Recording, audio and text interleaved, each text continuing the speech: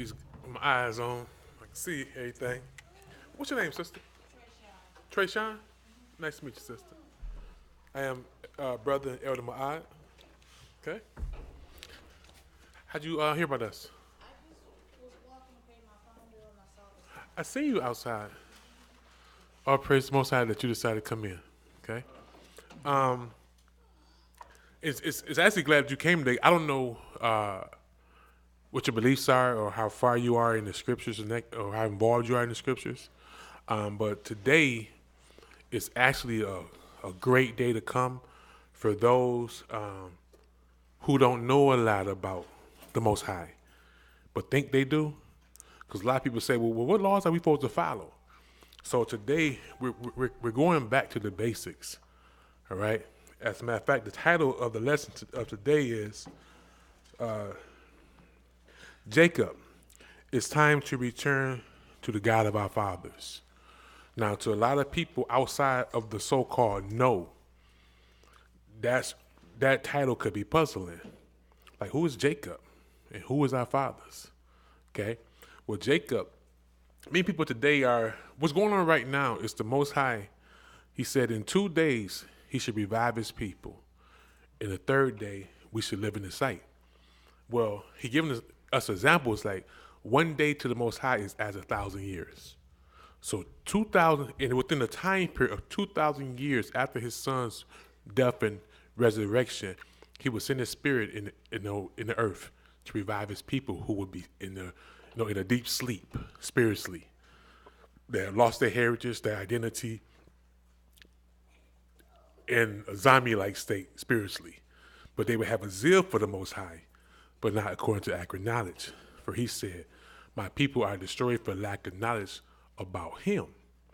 So it's also written that his people will be scattered because we are the children of Israel. On the wall there, you see the 12 tribes of Israel. Okay? Those are Jacob's children. So Jacob, when you read Jacob, it's talking about us. Okay? You're not an African American, nor are you African. You are a child of Israel. Israel and Jacob are the same man. The Most High changed Jacob's name to Israel. Okay? So our fathers that we're referring to is Abraham, Isaac, and Jacob. Okay? Abraham is who the Most High said that through him he would bring his son through. And he would establish his covenants, his contracts, and his promises to Abraham's children.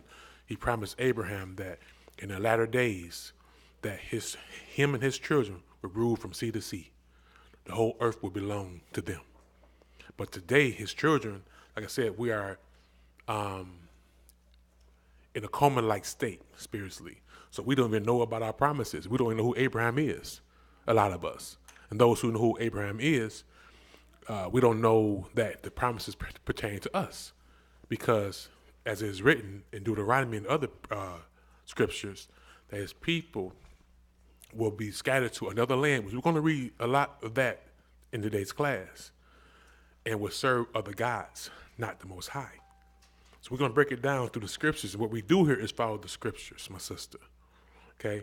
The Bible encourages us, commands us to teach precept on precept. That's commandment on commandment, scripture on scripture. I am not to use my own words, my own interpretations. It's thus says the Most High. Okay? I'm not adding none to it, nor I'm taking anything from it. That's a judgment for people that do that. And the first thing is to fear the Most High, and I'm scared of him like that. So I don't play with him, okay? So I thank the Most High for you coming here. I hope this is edifying. That means it's building you up in faith and knowledge, okay? And for everyone else too. So that was an opening introduction, I guess. So let's get it. Isaiah chapter 49, verse 5 and 6. Did anyone get the new text message I sent y'all? I changed some things a little bit. I'm giving y'all the precepts because I added some to it. I know y'all didn't want to see that. Huh? Sure. Yeah, probably so.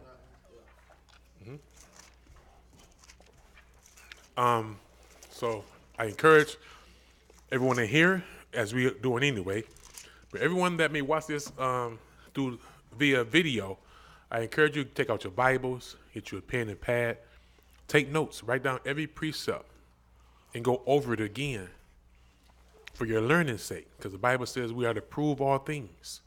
So don't just listen to me and believe what I'm saying is true. Okay?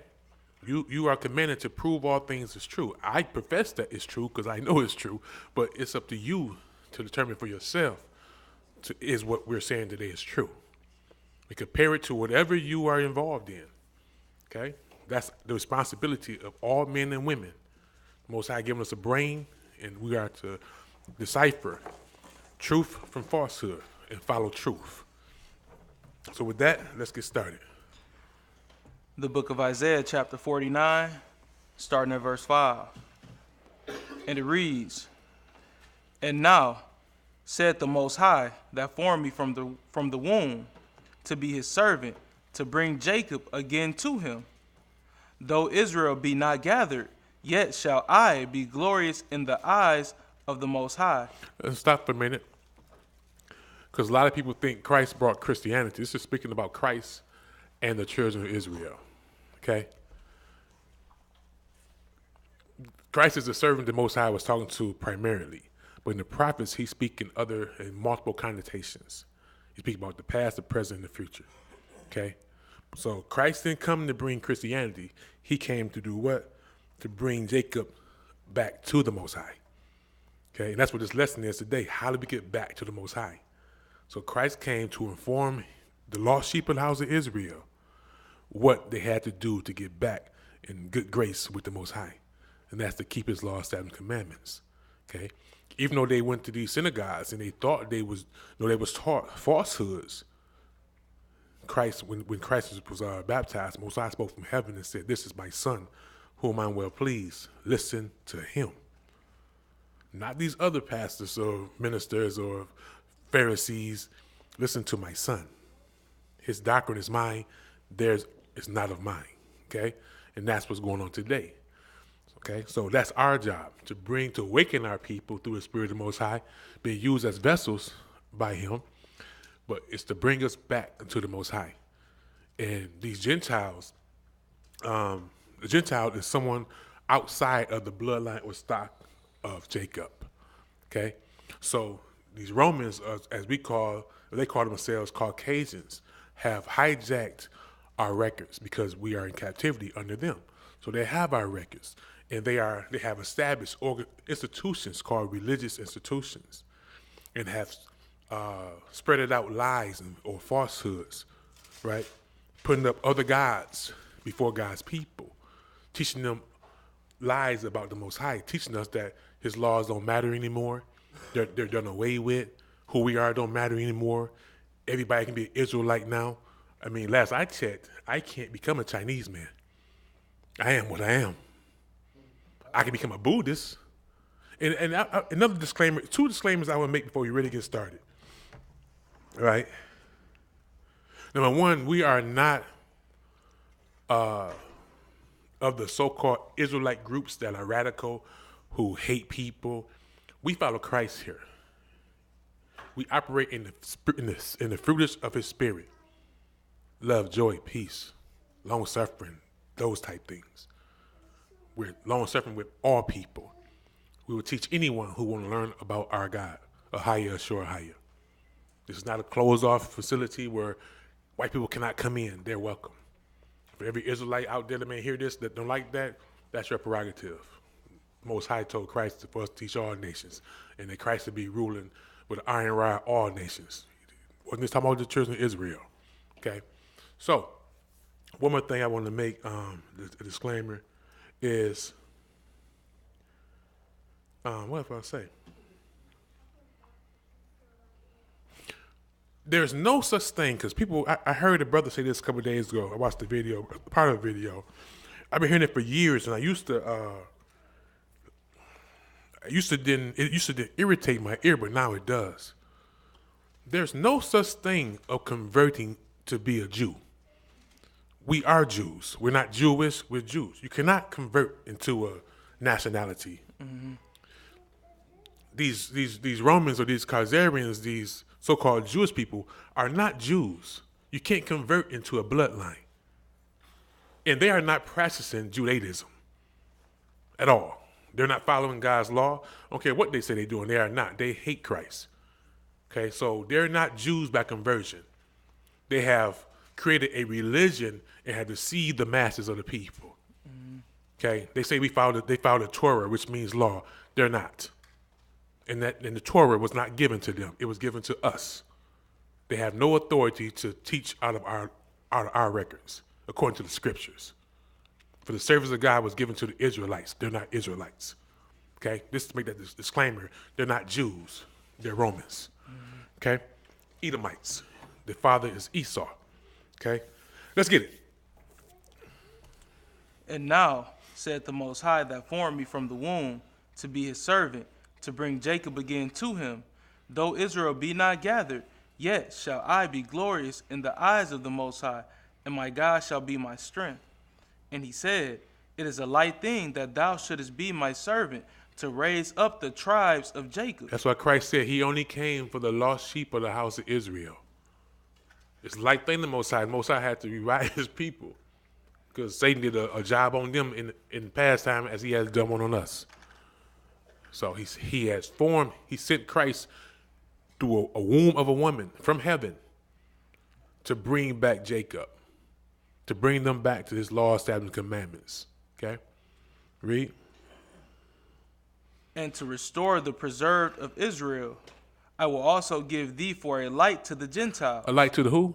To the Gentiles. For you Israelites out there who hate Esau, this is not talking about the northern kingdom. Okay? It's talking about natural-born Gentiles. Christ was sent to be a light to them, so are we.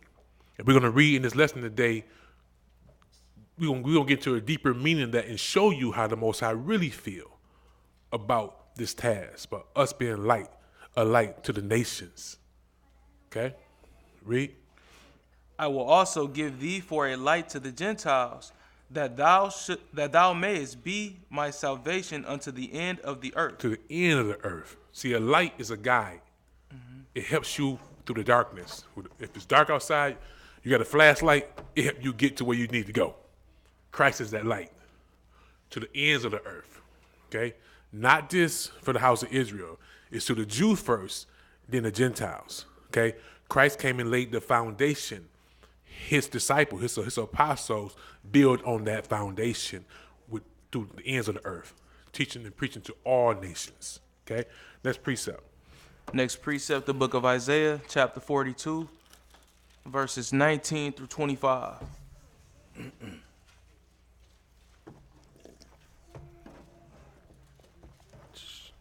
Talk too loud. Let's get it. Turn this thing on. 42:19. Can I just add on to the disclaimer you made earlier? Just to add on to the disclaimer the elder made earlier, Judaism is a religion that was created where they take bits and pieces of the law and appear to many people and profess to keep the law when they don't, as it was stated. Like they mix a lot of other books in that are based on old, quote unquote, Jewish tales and things that they passed down verbally that goes outside of the book. And to be an Israelite or a Jew, it's a bloodline, it's a family. So being an Israelite isn't a religion, it's a way of life of a specific people. So I just want to kind of add that in there. The water. The Pacific people. Israelites. Mm-hmm. Let's get it. Isaiah chapter 42, verse 19. Who is blind but my servant? See, Most High asking a question. Who is blind but his people? All right? I started off earlier talking to you, sister, about how our people are in darkness. So Most High is posing a question. Who is blind?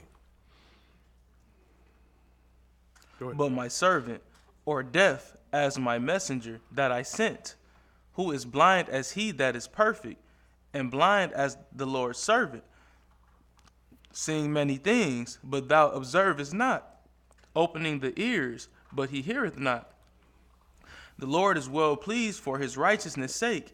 He will magnify the law and make it honorable. Now check it out. All right. It says his people have ears that's open, but they cannot hear. Right? Their eyes that's open, but they cannot see. Right? They blind. They will not listen to the Most High. Right? But they will listen to other gods. So these Gentiles have taught us, as I said earlier, and teach every week and will not stop until the Most High say stop, that the law is done away with. Listen to what the Most High said he would do. He said, I will magnify my law and make it honorable. Does it sound like he said that he will destroy his law and make it impossible for us to follow? He said, I will magnify my law and make it honorable. Read. But this is a people robbed and spoiled. They are all of them snared in holes, and they are hid in prison houses. Now, here's a prophecy that's showing you who his children are. When we read Deuteronomy 28, it goes in heavily into the curses, the blessings and the curses of his people. Okay? So he said, because we are blind, that we are snared in holes, can't get out. But also, he's showing you in the last days who his people are. So in Deuteronomy, it talks about these diseases. His people are number one on every chart as far as to the curses of the diseases. For those who don't know, diseases are the demonic possessions. We're going to read how the Most High said that if we would be obedient, we would have no sicknesses. He'll protect us from these demonic possessions. But he said that his children would be hidden in the prison houses. Who is the number one incarcerated man in America? God's children. Okay? So-called African Americans and Latinos. Okay? God's children will be hidden in prison houses. So, let's go. They are for a prey, and none delivereth, for a spoil, and none saith, restore. So, see, we will be struggling, oppressed, spoiled. Not spoiled riding like, we getting all these good gifts. We're spoiled like a piece of meat outside in the heat, decaying, stink to the Most High. We're robbed, we're spoiled.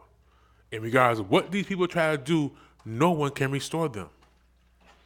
No one, like it says, no one can deliver them. That's why everything these people do fail. Because you cannot prevent, stop, change prophecy. The Most High said these things will befall his people for their disobedience as a sign and a wonder. That means it will be apparent that his people are these people that are suffering these curses as written aforetime. Okay? So, let's get it. Who among you will give ear to this? Who will hearken and hear for the time to come?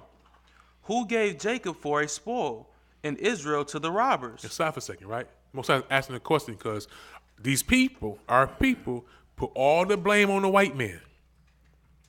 We angry with the white man. Esau this, Esau that. We're gonna be punishing them in our kingdom, which is not true.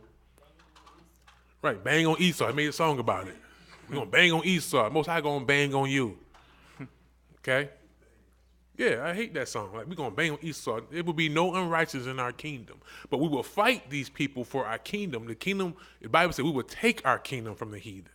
So, yes, we will ravage their wives. That don't mean rape them. That means destroy them. Same with our forefathers. When we went to these cities, we're going to read about today, they destroyed old men, women, old women, and children. We ravaged them. We did do that. We would do that again to establish our kingdom. Anyone who would not want to serve the king, Yahshua, the Messiah, will be destroyed. All those who willfully want to serve him will be saved. Bottom line, point blank, period. There's no argument on that. Most High said that all those who despise the law will learn after death by pain and torments in hell. That's the banging on the rebellious. Make a song about that. The angels of no mercy going to bang on the rebellious in hell. Make a song about that. Yeah. Okay? That's the facts. But our kingdom is a kingdom of righteousness and peace. It said the whole earth will be quiet, at rest, at peace. So it makes no sense, people. But it's not the white man's fault. The Most High sent the white man, to do what? Destroy his people, to make them jealous, because he would give them all of their belongings, all their riches, make them the head and us the tail, to chastise his children, through discipline, which is captivity to the Most High. Okay? So it wasn't the white man. It's not the white man's fault for our atrocities that we suffered. All 12 tribes was prophesied for our disobedience, the rejection of the laws of our Father and our God Ahayah. Okay? Read. Who gave Jacob for a spoil and Israel to the robbers? Did not the Most High? Did not who? The Most High gave us up, not the white man. It wasn't for the white man. It wasn't for the Most High. The white man couldn't do nothing with us.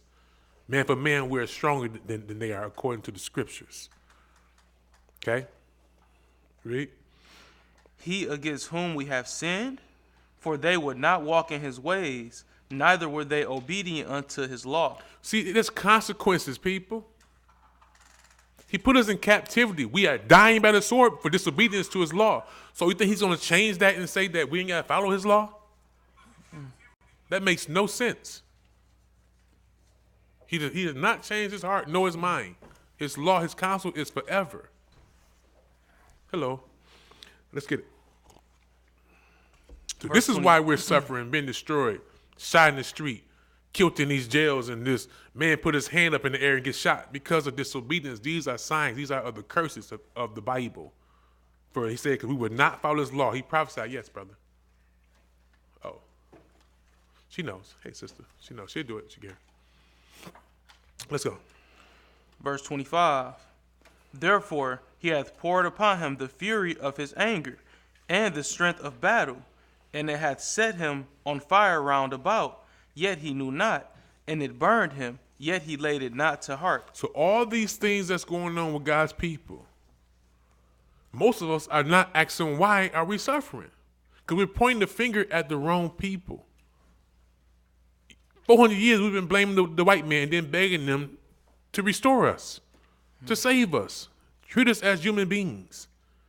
But he's saying all these things that are going on, if you read your book, you would know why these things are going on. He said, you're not laying these things to heart. These things are happening for a reason. See, the Bible is our everything. This is our real history, people. This is not a white man's book. We say this every week. This is not a white man's book. These are the Hebrew scrolls. When we read today, you're going to see what the Most High was talking to. He didn't say, go tell the Gentiles. He said, tell my people, the children of Israel. These are our records, our history, our people. We are descendants of these people. We are the people of the Bible. Because of disobedience and rejection of his law, we are suffering. We're not taking account, okay, the Most High say if we follow his laws, these things won't happen to us. So Christ came to redeem these people, to reconcile these people, our people, back to our God. And all those who reject Christ, and that don't mean you just call on his name, whatever you want to, or believe he's your Lord and Savior, or he died for you. Those who reject Christ are those who don't do what he say. You can profess with your mouth all day long, as Christ say, but if your heart is far removed from him, that means your heart is far removed from him, meaning that you are not doing the things, it hasn't penetrated your heart to do only the things that he say do. You're still doing what you want to do. Therefore, you reject Christ. His blood don't count for you. The Bible says that you are trodden underfoot the precious blood of the Son of God. Okay? So let's go. We are in Deuteronomy 4:3. Chapter 4, verse 3.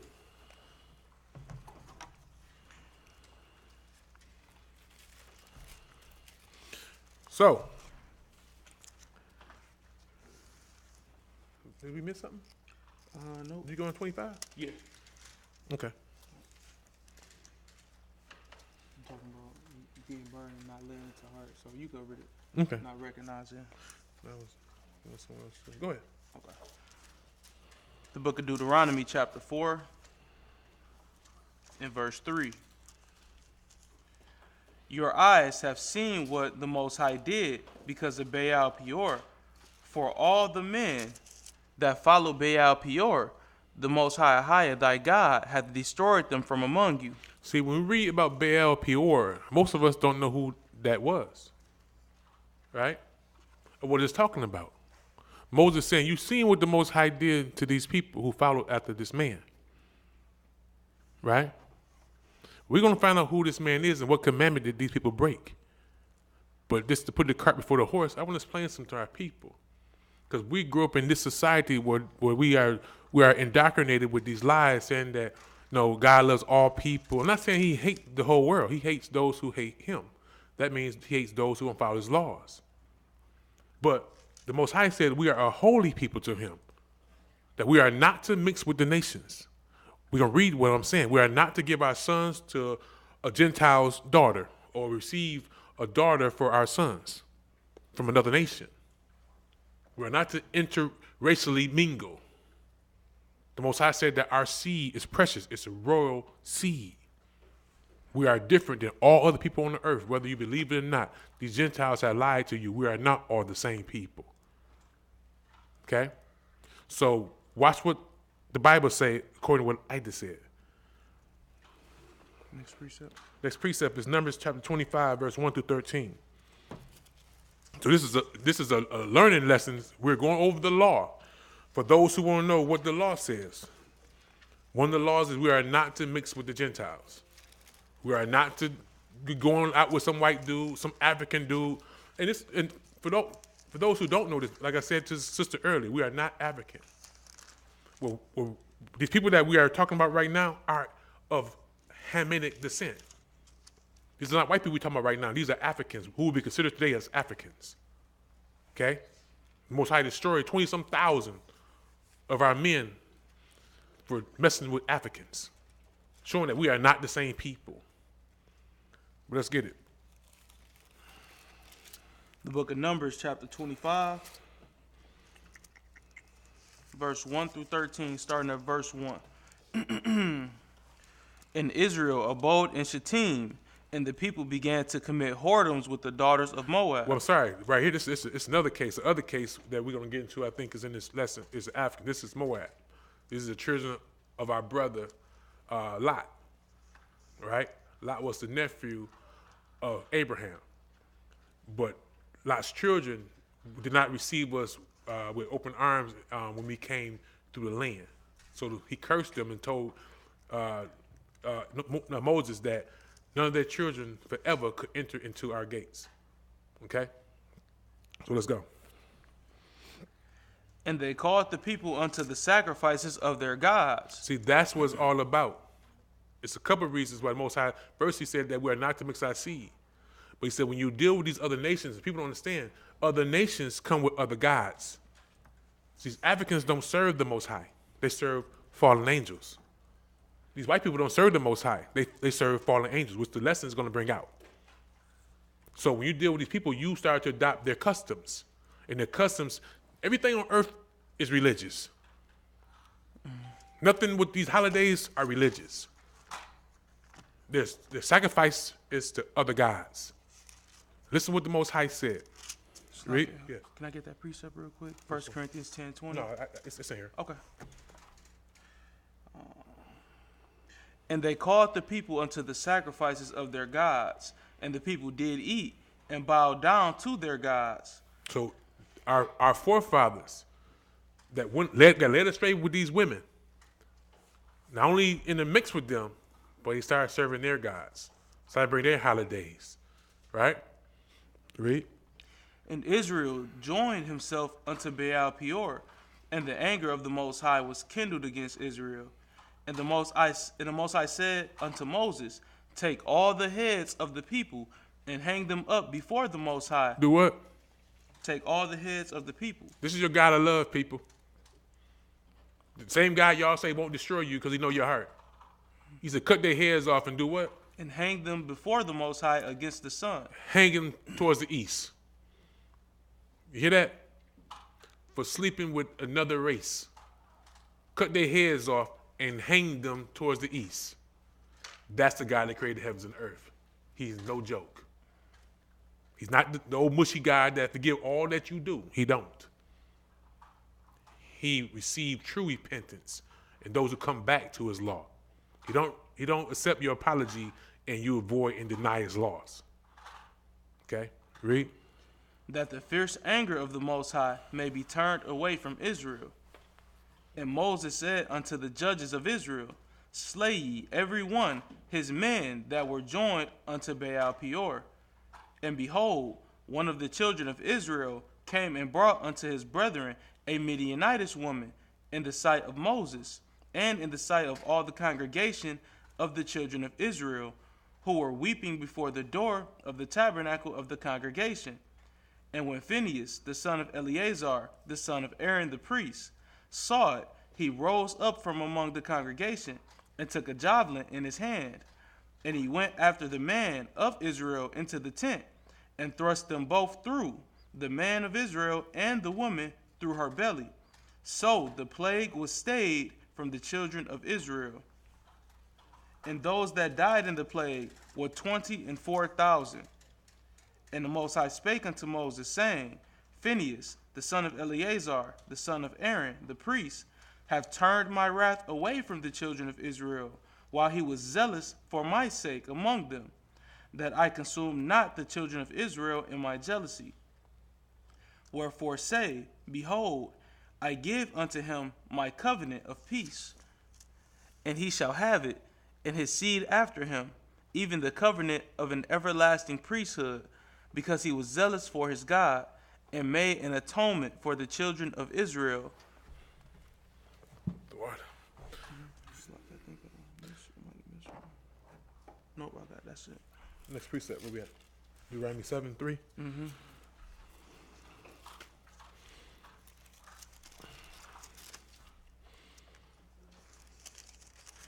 Now here we go with the advocates. Verse 1 through 3. All these nations are of Hamitic descent. And Ham, who was Noah's son, is the father of the so-called Africans. The Deuteronomy 7:3 through 6. Once again, that's Deuteronomy chapter 7, starting at verse 3. Those know Egyptians are Africans. So those people that the Egyptians had in servitude and hard bondage were our people. That's why they say that they worked me like a Hebrew slave. They didn't say like an Egyptian slave. Okay, like a Hebrew slave. Okay, it was our people that was in servitude, our people that you see up on those walls in slavery because of their disobedience. It's like we are. Okay, read. And it reads, Neither shalt thou make marriages with them. Thy daughter thou shalt not give unto his son, nor his daughter shalt thou take unto thy son. That's the law. We are not to make marriages with the people. But you see what the world promotes? Interrace. And for all those who love, I get into it almost every week with these people. Martin Luther King.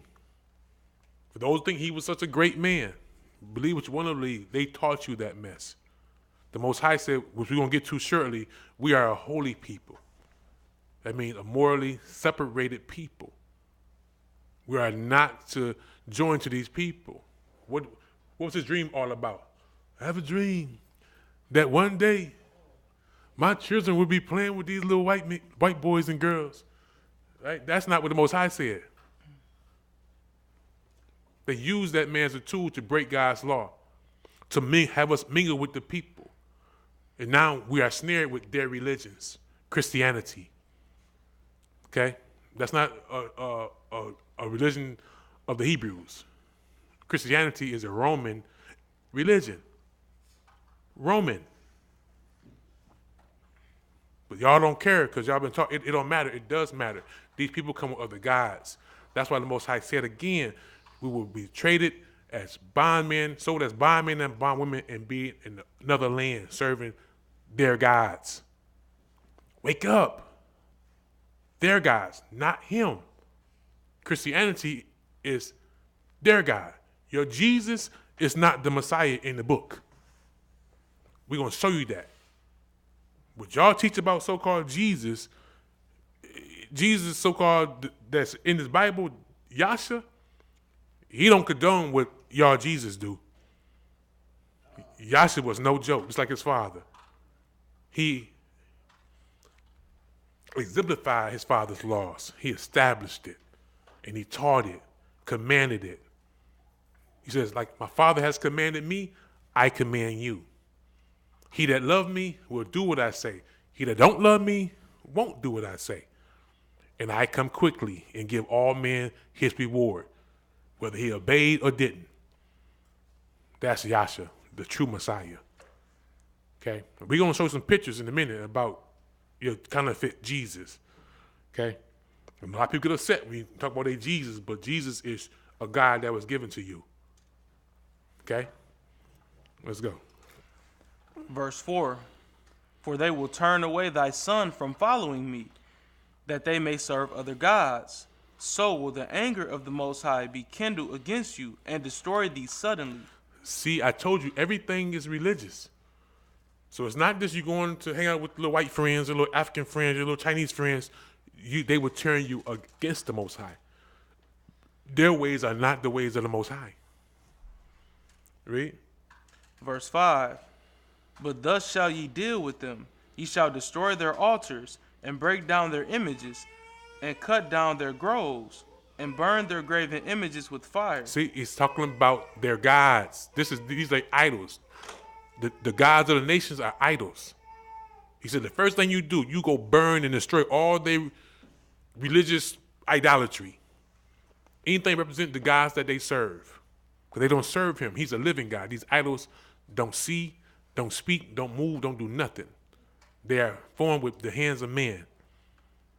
And that's what we're going to show you about your Jesus. He just landed on a little cross, can't do nothing. Yahshua wasn't like that. Okay, the Messiah liveth. Okay. Verse 6. For thou art an holy people. We're who? A holy people. Get that and show them what that means.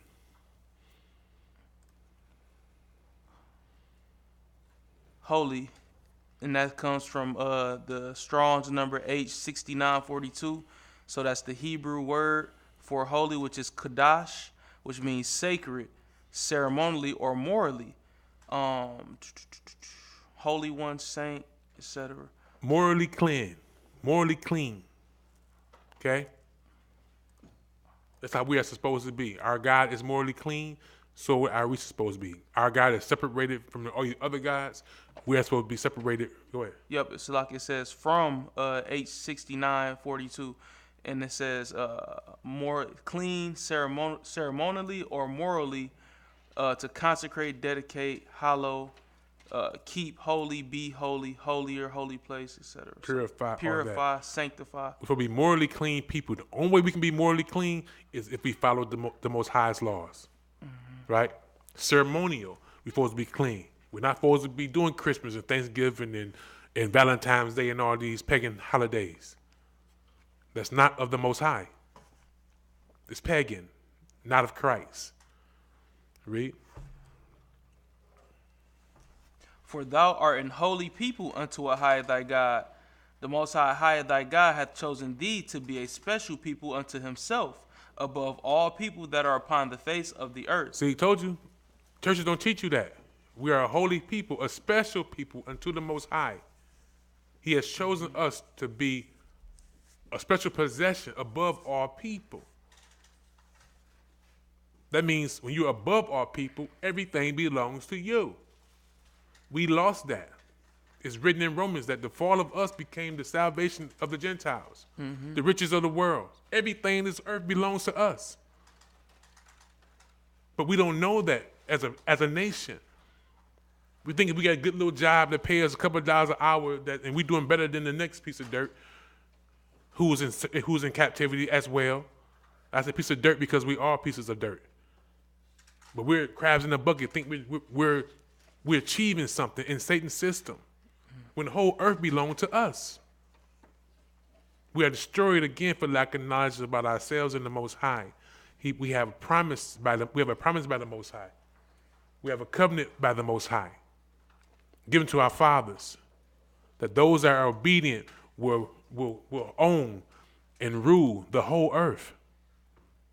There'll be no more jobs where you get money.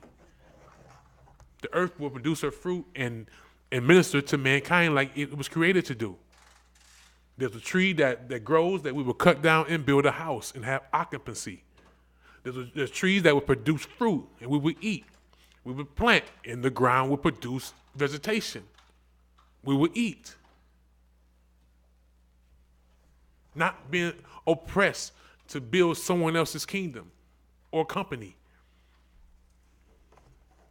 What the Most High promised us, my people, is much more greater than what Satan could ever promise us. This word is about to pass away. If those who don't have eyes, you better open your eyes and see what's going on. I don't get caught up into that, but let's go. Next precept, Deuteronomy chapter 4, verses 4 through 6. So we're going to dig into, we have to go back to the Most High said, consider thy fathers. Learn of the ancient man of old. So it's important for us, like I said, since this so-called Black History Month, we're digging into our true history. To learn about who we are, where we come from, what happened to us, how did we fall. Our whole life we was taught that we come from kings and queens, but nobody taught us what happened to us. How did we fall? The Bible is the only resolution. It's the only thing that solves all our problems, answer all our questions. So let's go back and see what happened to our people. Let's get it. And learn about our God's laws, the laws he gave to our fathers. Let's go. Verse 4, but ye that did cleave unto Ahayah your God are alive, every one of you this day. So all those who followed the law and did not go off with strange women or men, the Most High protected. He did not destroy them. For again, judgment is not for the righteous. Read. Behold, I have taught you statutes and judgments, even as Ahayah my God commanded me, that ye should do so in the land, whether ye go to possess it. Now, this next precept means everything. And I want my Christian people out there to really pay attention to what the Most High say. Because you've been brainwashed to believe that our law is done away with. And I'm going to show you through these scriptures how important our law actually really is.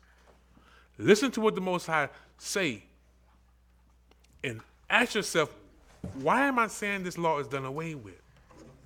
These people have deceived us as if our law is nothing, as our law was unattainable. Listen to what the Most High say. Read. 1 second. Verse 6. Keep therefore and do them, for this is your wisdom and your understanding in the sight of the nations. This is our wisdom and understanding. This is our everything.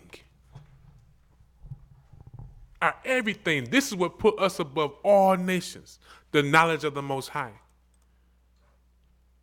The most intelligent thing in creation that exists has given us his thoughts, his way of life, his direction. He said, this is your wisdom. This is your understanding. Not what these people out here teach you. Our law is our everything. Let's keep going. Keep therefore and do them, for this is your wisdom and your understanding in the sight of the nations, which shall hear all these statutes and say, surely this great nation is a wise and understanding people. See that? Do you see the envy? This is why you don't know who you are. This is why they teach you your law don't matter. So other nations will see us. This is because of our laws that they say is trash and it's thrown away in the last week garbage can. Don't matter. He said other nations will see us and say, surely this is a great nation. Wise. What does it say? And with understanding, a just people. Remember it said that we're supposed to be a light to the nations? That's what it's saying. We are supposed to be the example to the whole world. But because the other nations hate you and despise your God in our laws, they taught us against what makes us wise and have understanding. What really makes us great. Read that again, please. For this is your wisdom and your understanding in the sight of the nations, which shall hear all these statutes and say, surely this great nation is a wise and understanding people. Let's go to Job. Hold where we at, because we're coming right back to that. Let's go to Job 28:28. You see how valuable our laws are? Nothing on the earth compares to it. No one else is getting taught by the Creator. What greater wisdom can you gain that's greater than that what comes from your Creator? Men surely can't teach you a greater wisdom. That's why the Most High said the wisdom of this world is foolishness to him. Job 28:28. Let's get it. Job chapter 28, verse 28. And unto man he said, behold, the fear of Ahayah, that is wisdom, and to depart from evil is understanding. See, the first thing that shows a man or woman that is wise is they fear their Creator. If you don't fear your Creator, that means you're foolish. Because you in your own household have rules. But you don't think your Creator have rules? You think you're greater than the Most High? You have a greater understanding than Him that created you? He calls us fools who despise His law. But if you don't fear the Most High, like He said, you fear your Father, you fear the judge, you fear the police, who can only destroy the body, who can only detain the body behind prison walls. But your Creator, like Christ says, can destroy you and your soul in hell. So he that is wise will fear the Most High. Say, look, I make my life in harmony with the Most High because I don't want to face His wrath. The same one that told Moses to cut the heads off those men. What do you think you got coming if you don't obey? But the beginning of wisdom is the fear of the Most High. Next precept. He says, and to depart from evil is understanding. That just ties into what I said. One that's wise will fear the Most High, and that's understanding, like, look, I want to live. I talked to a brother yesterday, he said, bro, I don't want to go to hell. Well, understanding means that you will apply this to your heart and do it. You will do the law. Like Moses said, a man that do a law must live in it, will live in it. Moses said, keep the law so you may live. It's real, people. Let's get it. Next precept, the book of Psalms, chapter 110 and verse 10. So that's chapter 110 and verse 10. Yep. Book of Psalms. I hope y'all still holding Deuteronomy because we're going right back next. Wait. Yep. It's wrong. Yeah, it's Ain't no 110. 110. Is it verse 1? No. Let me see. It's 111, 10. 111 verse 10.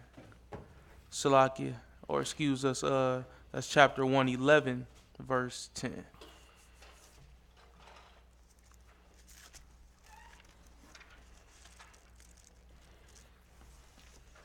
But I pray that all y'all that watch this video, and I'm not worried about y'all in here, but this make it make sense. Listen to how the Most High speak about His laws. And listen to what these pastors tell you about the Most High's laws and see how contrary they are one to another, to the other. Read. And it reads, the fear of the Most High is the beginning of wisdom, and a good understanding have all they that do His commandments. See, just like your educational system, they want to keep you dumbed down. Right? And so now this is deeper. Most High said a good understanding will all have that keep His commandments. They don't want you to have a good understanding. They want you to stay in the dark and be blinded, be dumb, naive to who you are, so they can continue to rule over us. Junior, you a little loud over there, buddy. Next precept. Deuteronomy chapter 4, verse 7. What's going on? Let's go.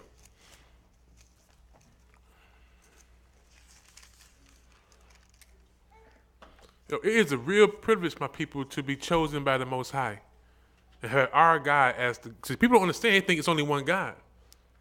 There's many gods. There's only one real one, and it's a privilege to be chosen by Him. It's a privilege. It's a blessing. Let's get it. Deuteronomy chapter 4, verse 7.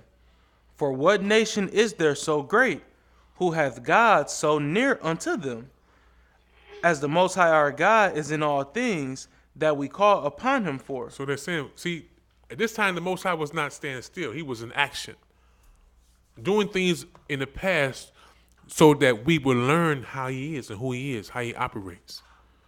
So these nations, see, the people that rule us right now, they have our records. They know that all the things that we read about is real. They know that our God is the creator. And the only way to keep us down is to keep us away from our laws.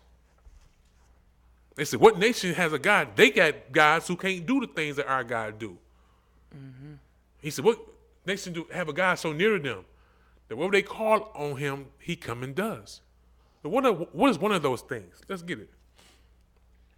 We are the only people on the earth that have this. Right? Next precept. Deuteronomy chapter 3, verse 22. Question in the comments. Somebody, we got a question in the comments. So what is AAC? Yep. AAEC is Awakening Heights Elect Church. That's the name of our church. Okay. What about my sister? Thank you, my sister. Yeah, and just a disclaimer for those who may be new, we call the name Ahayah because that's the name of the Most High in Hebrew. And in Exodus chapter 3, verse 13 through 15, you'll see he told Moses his name is I am that I am. And that translates to Ahayah, Ashur, Ahayah. So we call him by his Hebrew name because he's the God of the Hebrews. So, and God don't have many names, as people say. Moses asked him a plain, simple question: what is your name? What name should I tell your children? What name should I give them? He says, tell them, the God of your fathers, the God of Abraham, the God of Isaac, the God of Jacob. Ahayah is my name. Okay, this is my name forever. All right, his name is not Jehovah. His name is not Jehoiada or Jesus or Jah. What else they got out there? Yahweh and Jehovah is the same deity. Satan, Baal. So, oh yeah, it is, sister. We had to research up on that. Okay, I once served Yahweh as a Jehovah's Witness. Those people who are Jehovah's Witnesses know that Yahweh and Jehovah are the same.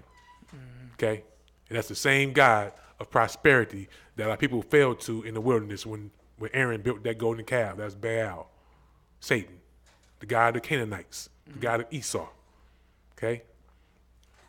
Yes. And that's also the God of the Freemasons. The founder of the Jehovah's Witnesses, if I'm not mistaken, was a Freemason. So, yeah. All these religions are are founded by the Freemasons. They run it. Right. So not these black folks, these Jewish people who are who are the top. Okay. So let's get it. Deuteronomy chapter 3, verse 22. Ye shall not fear them, for the Most High your God, he shall... Oh, I'm sorry. I want to say this too. Thanks for that person whoever asked the question. See, our people get confused because when these so-called Freemasons that archaeologists go and dig up a rock that they say they dug up, and some of the stuff is true. When they find on these rocks the name Yahweh, all right, they think that that's the name of the Most High. Well, the Bible says that our people forgot his name. And they was calling him Baal and Yahweh and all these names. That don't make it so because you found on a piece of rock that's his name. It's a God we failed to. Okay? Right now, like people think Jesus is the name of the Messiah. 100 years from now, if the world existed and people start digging up stuff, they're going to see a whole bunch of Jesus stuff. And they'll say, well, the name of God's son is Jesus. And it's not. It's Yahshua. Jesus does not mean what Yahshua means in Hebrew. Yahshua means Savior, Avenger, he that make you free. He that make you safe. He's coming to avenge the enemies of the Most High. He's coming to save his people. Right? Jesus is Zeus. Right? Edomite God. Okay? Not a Hebrew God. And for all those who get angry when we say that, do your research. We did ours. Okay? Let's go. Chapter 3, verse 22, the book of Deuteronomy. Ye shall not fear them, for Ahayah your God, he shall fight for you. See, Through our history, the Most High sent angels down to fight for his people. No other people on earth have had that protection, that force before them. Right? The nations knew that these people had angelic protection. Right? The nations right now know that. That's why they keep us all high on drugs, getting us farther and farther away from our God. Because they know, as Most High say, once the people come together, and it's prophesied,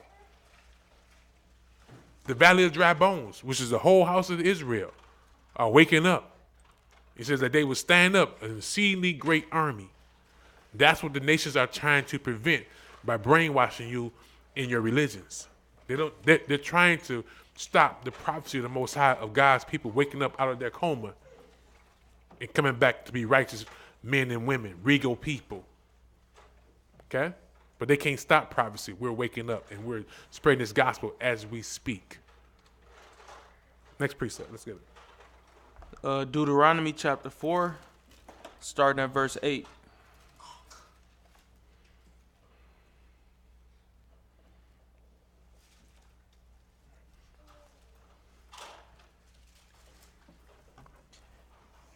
And it reads, "And what nation is there so great that hath statutes and judgments so righteous as all this law, which I set before you this day?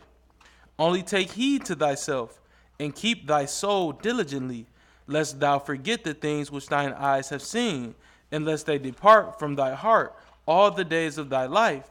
But teach them thy sons and thy sons' sons." See, that's the commandment.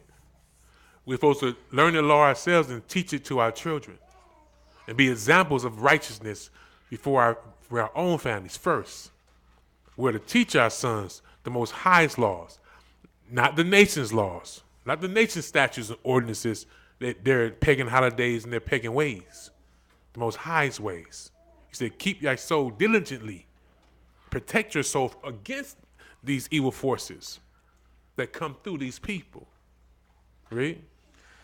"Especially the day that thou stoodest before the Most High thy God in Horeb, when the Most High said unto me, Gather me the people together, and I will make them hear my words, that they may learn to fear me all the days that they shall live upon the earth, and that they may teach their children.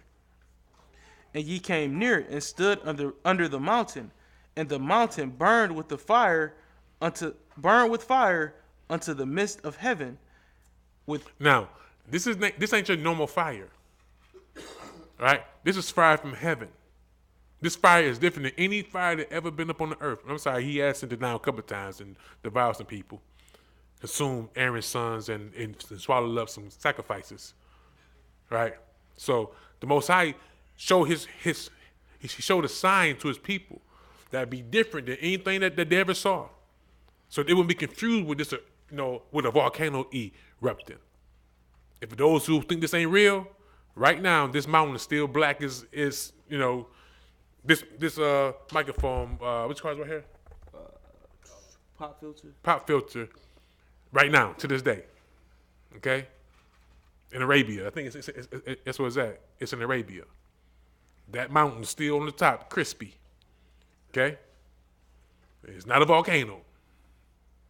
So this was a fire that was never seen before through other nations' eyes. Clear evidence that this was from the Most High. And they was afraid. Okay? Read. "And he came near and stood under the mountain, and the mountain burned with fire unto the midst of heaven, with darkness, clouds, and thick darkness. And the Most High spake unto you out of the midst of the fire. Ye heard the voice of the words, but saw no similitude, only ye heard a voice. And he declared unto you his covenant, which he commanded you to perform." He declared to us the covenant he made with our people. And he commanded that we perform it. Okay? Read. "Even 10 commandments, and he wrote them upon 2 tables of stone." So who wrote the Bible? Who wrote our scrolls, our commandments? The Most High. Okay? So all those who want to believe that there ain't no God with his finger wrote the Bible or our scrolls, keep believing that. Okay? Here at Waking the Highest Church, we believe this. All right? Let's go. And the Most High commanded me at that time to teach you statutes and judgments, that ye might do them in the land whither ye go over to possess it. Take ye therefore good heed unto yourselves, for ye saw no manner of similitude on that day that the Most High spake unto you into Horeb out of the midst of the fire, lest ye corrupt yourselves and make you a graven image. See, lest you corrupt yourselves and make ye a graven image. You know, I want to show this. I know you got your. I'm going to show this. Keep reading. Mm-hmm. The similitude of any figure, the likeness of male or female. Like that. The likeness. Can you see that here? Take that off. Mm-hmm. See that? That's your white Jesus. The Bible says that this brother was a dark-skinned brother, right? Bronze, burnt as in a furnace, blacker than me. Okay? But this is the God that they gave you. This is the God of Christianity. See that? Can y'all see that on Facebook? Huh? Up a little bit. See that? Can you see that now? Yep. Okay. The Most High said, make what? Lest ye corrupt yourselves and make you a graven image. Make you a graven image of what? The similitude of any figure. Of any figure. The likeness of male or female. The likeness of male or female. Hold on. Let's. Be easy now. What's that? Mm-hmm. What's that? Can you say it now? What? Ramesses and Tammuz. Right? Mary was a sister. This is a pagan god. Right? The God of Christianity. Who the Catholics pray to. A woman. Right? This is idolatry. It's breaking God's commandments. Keep reading. What does it say in there? The likeness of any beast that is on the earth, the likeness of any winged fowl that flieth in the air, the likeness of anything that creepeth on the ground, the likeness of any fish that is in the waters beneath the earth. How many times you drove down the street and seen little fishes on the back of their bumpers? See that? The nation gods are idols. We're going to get to that scripture too. Just come out every Shabbat, every Saturday, the Most High commands us to bring out truth, to bring out honor and glory and truth to his name. This is what we are commanded to do. This is what we're doing right now today through his spirit. Yes. Oh, a while ago we had some brother texting us saying that this is idolatry, having a picture of a lion up on the wall, right? I don't have a chain on my neck with a lion on there or holding it for protection. I'm not bowing down to it, right? The Most High said that Judah is a lion, okay? We don't worship no lions over here, okay?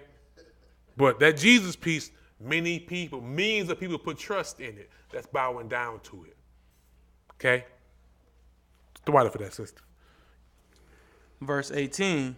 The likeness of anything that creepeth on the ground, the likeness of any fish that is in the waters beneath the earth, unless thou lift up thine eyes unto heaven, and when thou seest... Stop a second, bro. Stop. Sorry. Mm-hmm. I want to make this point since we own it. I'm going to go to Exodus chapter 20 real quick, y'all. Read this. Verse 4 says, Thou shalt not make unto thee any graven image or any likeness of anything that is in heaven above. Where's Christ? Is that not breaking the commandments? And that's not Christ. Right?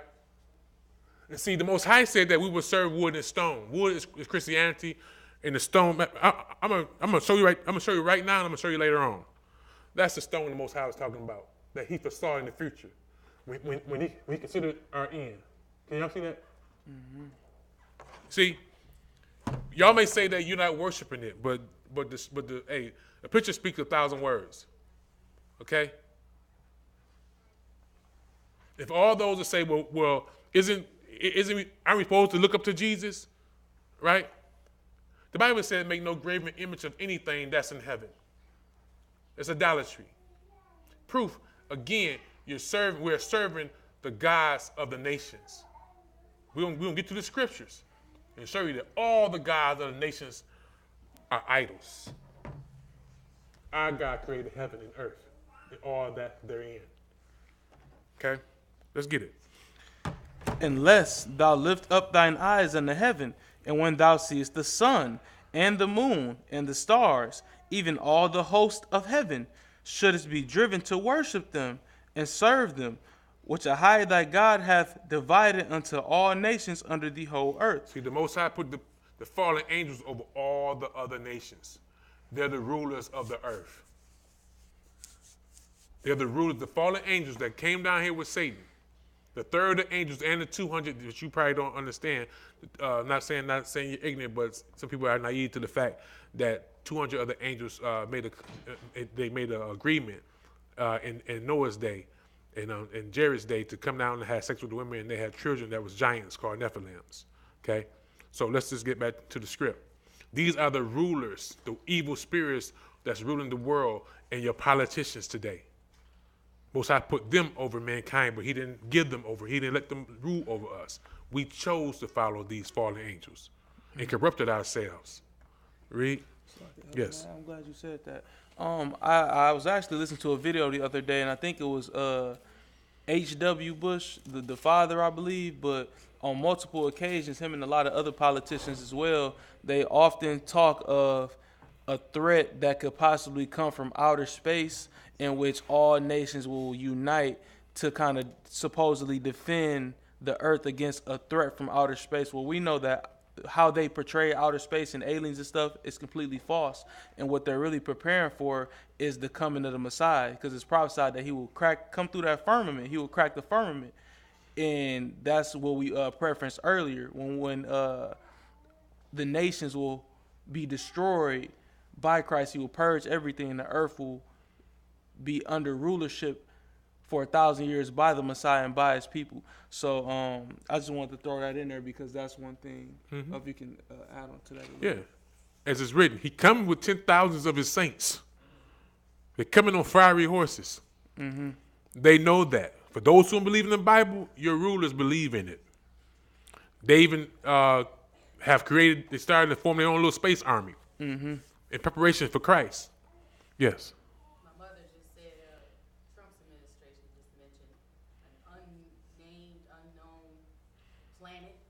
About to hit the earth. Okay. For that. Okay, that's another lie. There are no such thing as planets, people. The earth, according to the scriptures, is a spirit. Okay? The sun, the moon, the stars are angels. Okay? There's no such thing as outer space. Above us is a glass dome called a firmament. Can't no one get in and out unless the Most High say so. The angels come in and out all the time with the Most High's permission. Satan cannot get out. So if a fallen angel can't get out, how can man? And the moon is inside of the firmament. Outside of the firmament is heaven. There's layers of heaven. Okay? The most high is outside of the firmament. There's no outer space. There's no planets circling around. That's all computer generated images. Galaxies and all Yep, that. galaxies. There's no such thing as those things. Like the brother Right. said, we just trying to get our mind prepared because they know it's coming and they can't stop it. So they're trying to Create Yeah. a deception. They're trying to continue the deception. it's going to be this, it's going to Yep. be that. 'cause Yep. we know it's The water. And this to finish that topic up, for those who may be startled by what I just said, okay? Do the research on your own. Just YouTube it. Say videos of stars. And people with their own cameras, telescopes, pictures of the stars are way different than what you see from NASA. NASA is a Masonic religion, right? NASA is a tool that they have used to deceive and rob the people of all these trillions of dollars all these years. Ain't no man went to the moon. NASA will tell you that themselves. They cannot get outside the firmament. There's no such thing as the Van Ryan belt. There's no radiation, none of that stuff. It's the firmament. And the reason right now, look at the sky, is blue, because Most High said in the beginning that he divided the waters from the waters. Above the firmament is waters. He divided the waters from the waters, okay? So there's no such thing what you talking about. Earth ain't spinning around 1,000 miles per hour and all that stuff. Earth is still. The sun, the moon, and stars go around the earth, which is the center of everything.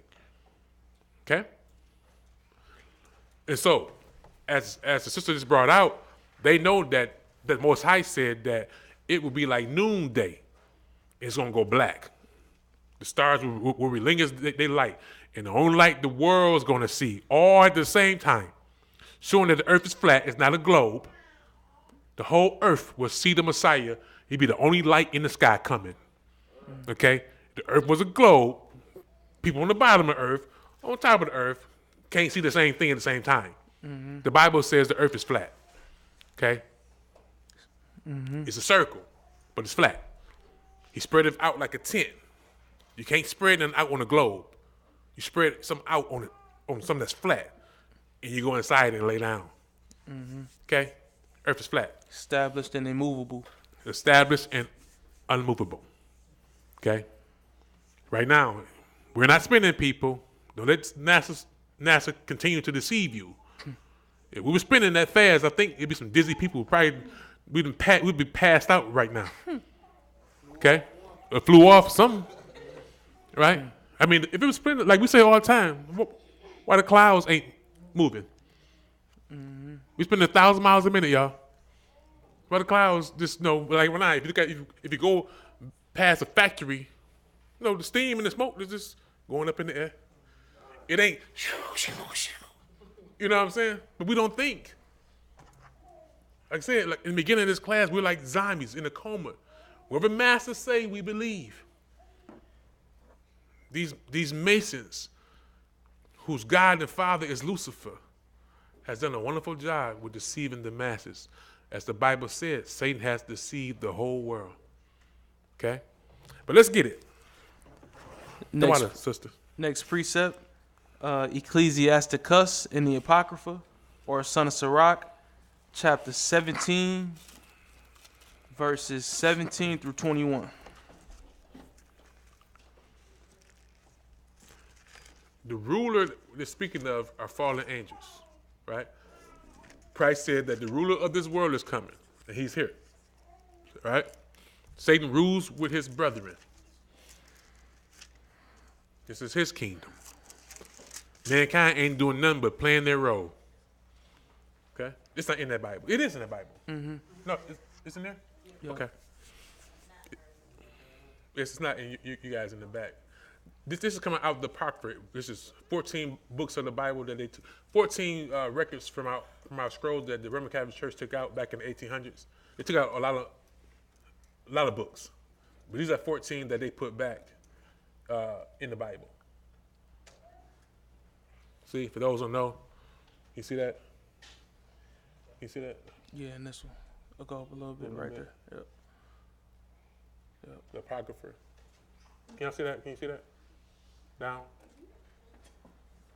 So. That's page 80 in the red book. The water. If for those who don't have it, you can get the app. Just type in King James Version with the Apocrypha, and it'll be right in there. Okay, so it's not something that we just do on our own. It's available for everybody. Okay, so the Roman Catholic Church is high in knowledge from his people, from God's people, and the rest of the earth. Because the Bible is only an overview of many years. We have many records that go in greater detail that give the full understanding. Like, for example, we did a lesson a while ago showing that the tree of knowledge and good and bad, the Most High did not plant that. But our records clearly state that Satan planted that tree. Okay? Yes. So that's why the Most High said, don't touch it. All things the Most High made was good. Right? He didn't plant that tree according to our records. And he don't tempt man with evil. Okay? Let's go. Sirach chapter 17, verse 17. For in the division of the nations of the whole earth. For in the division of the nations, other nationalities, okay? He set a ruler over every people. He allowed the fallen angels to rule over them, which we're going to prove. Let's go. But Israel is the Most High's portion. But we are the Most High's portion. That's why Satan loves to destroy God's people, because we're the Most High. We're the apple of the Most High's eye. And whenever you read this Bible, that's why I'm saying be careful what these little archaeologists so-called proofs. Whenever our people fell, it wasn't the fallen angels that we fell to. Satan with his little grubby hands on us. So we fell to Satan himself, Baal. Okay? Let's go. Whom, being his firstborn, he nourished with discipline. He nourished us with discipline. That's why we're in captivity. He called this a little chastisement. Okay? Let's go. And giving him the light of his love, doth not forsake. And giving him the light of his love, doth not forsake him. The Most High has never forsaken us. Even though you may think so, he has not. The reason you're breathing right now, hearing this word, is for this premise. To come back to him, to be awakened out of sleep, to come back to him. That's called mercy and grace. Also, you can add this from there too. Undeserved kindness. Read. Therefore, all their works are as the sun before him, and his eyes are continually upon their ways. For all those who don't know, you have an angel of presence with you constantly that reports at sunset everything you say and do. Nothing that you do is hidden from the Most High. It will come into judgment. There'll be books that be open. There'll be two books open. One will be the law, and the other one will be your life story. Okay? He will compare your life and how you conducted yourself, how you spoke, and how you operated, compared to his law. For all those things the law is done away with, that's what he's going to use to judge the whole world. Okay? Did you do his law, or did you despise it? Read. None of their unrighteous deeds are hid from him. Told you. None of them. You can't go in the closet and think you're getting away with something. You can't run in the hole and think you're hiding from the Most High. Read. But all their sins are before the Most High. But the Most High, being gracious and knowing his workmanship, neither left nor forsook them, but spared them. Spared us. Okay? Let's get it. Next precept. Next precept, the book of Psalms, chapter 96. 1 Corinthians chapter 10, verse 20 to 22. Yeah.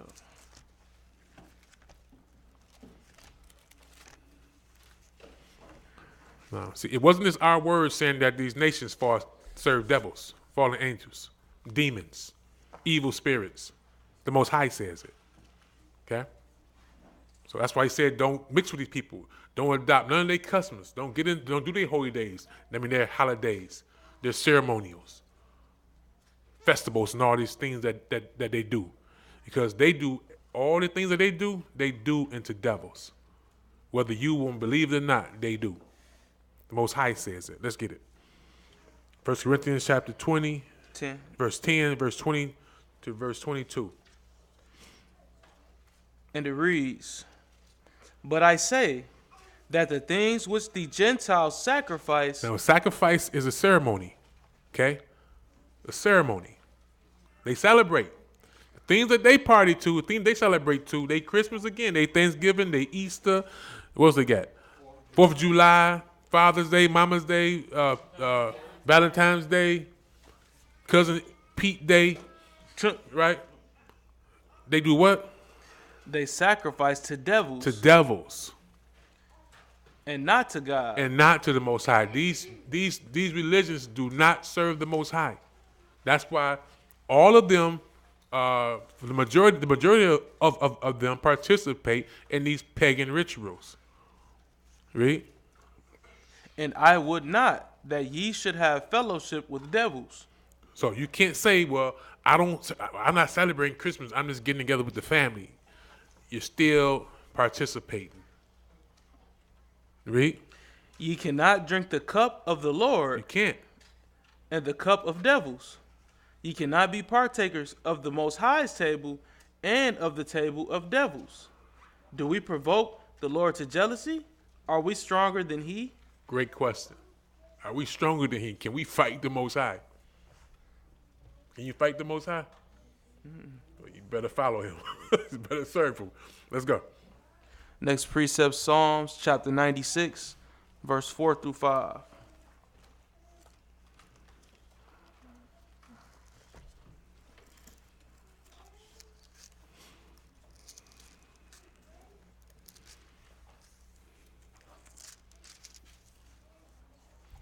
This The scriptures are going to prove that there's more than one God. Okay? Read. For the Most High is great Our God is great. Okay? and greatly to be praised. He is to be feared above all gods. He is to be feared above all gods. If there's only one God, this scripture would not exist. Our God is to be feared above all gods. Okay? Read. For all the gods of the nations are idols. For what? For all the gods of the nations are idols. All the gods of the nations are idols. Okay, can you see that?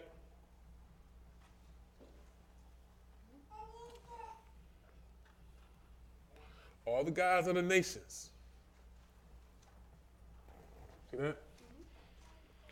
All the gods of the nations are what? Idols. Idols. Okay? Let's go. But Ahayah made the heavens. Our God made the heavens. Okay? Next precept. Next precept, Deuteronomy chapter 4, verse 20 through 40.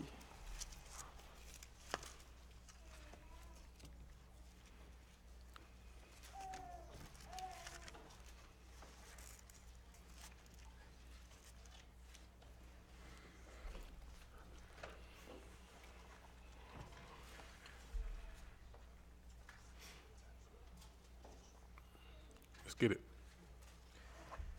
And it reads, But the Most High hath taken you and brought you forth out of the iron furnace, even out of Egypt, to be unto him a people of inheritance, as ye are this day. See, we are a people of inheritance, but our people have forgotten who we are. We have something that belongs to us. But again, we have rejected that and followed after these devils and their ministers and forsaken our own inheritance. Let's get it. Furthermore, the Most High was angry with me for your sakes, and sware that I should not go over Jordan, and that I should not go in unto that good land, which the Most High thy God giveth thee for an inheritance. But I must die in this land. I must not go over Jordan, but ye shall go over and possess that good land. Take heed unto yourselves, lest ye forget the covenant of Ahayah your God. And that land is our inheritance. What they're fighting for right now, that belongs to us. We was cast out of our land. That's why they've been fighting on it for years. But that belongs to us, and we will go back home, okay? Which we will get to shortly, but let's go. Take heed unto yourselves, lest ye forget the covenant of Ahayah your God, See, because our fathers forgot our God and our covenant, their children has also. Read. which he made with you, and make you a graven image, or the likeness of anything, which the Most High thy God hath forbidden thee. For Ahayah thy God is a consuming fire, even a jealous God. Now, I once heard Oprah Winfrey say that she didn't understand how God can be a jealous God, or didn't want to serve a jealous God. She didn't want to serve a jealous God, right? But let me break this jealous God thing down for y'all, right? Now check this out. What does that mean? Now, I'm a jealous father. Okay, I get the attribute from my father, Ahayah. If someone is teaching my son outside of the things I want him to know, that angers me. See, that's all the Most High is saying. These other gods are teaching his children things outside of him that is forbidden for them to do. It angers him. It's like it angers you. So it's not like he's jealous and insecure or anything like that.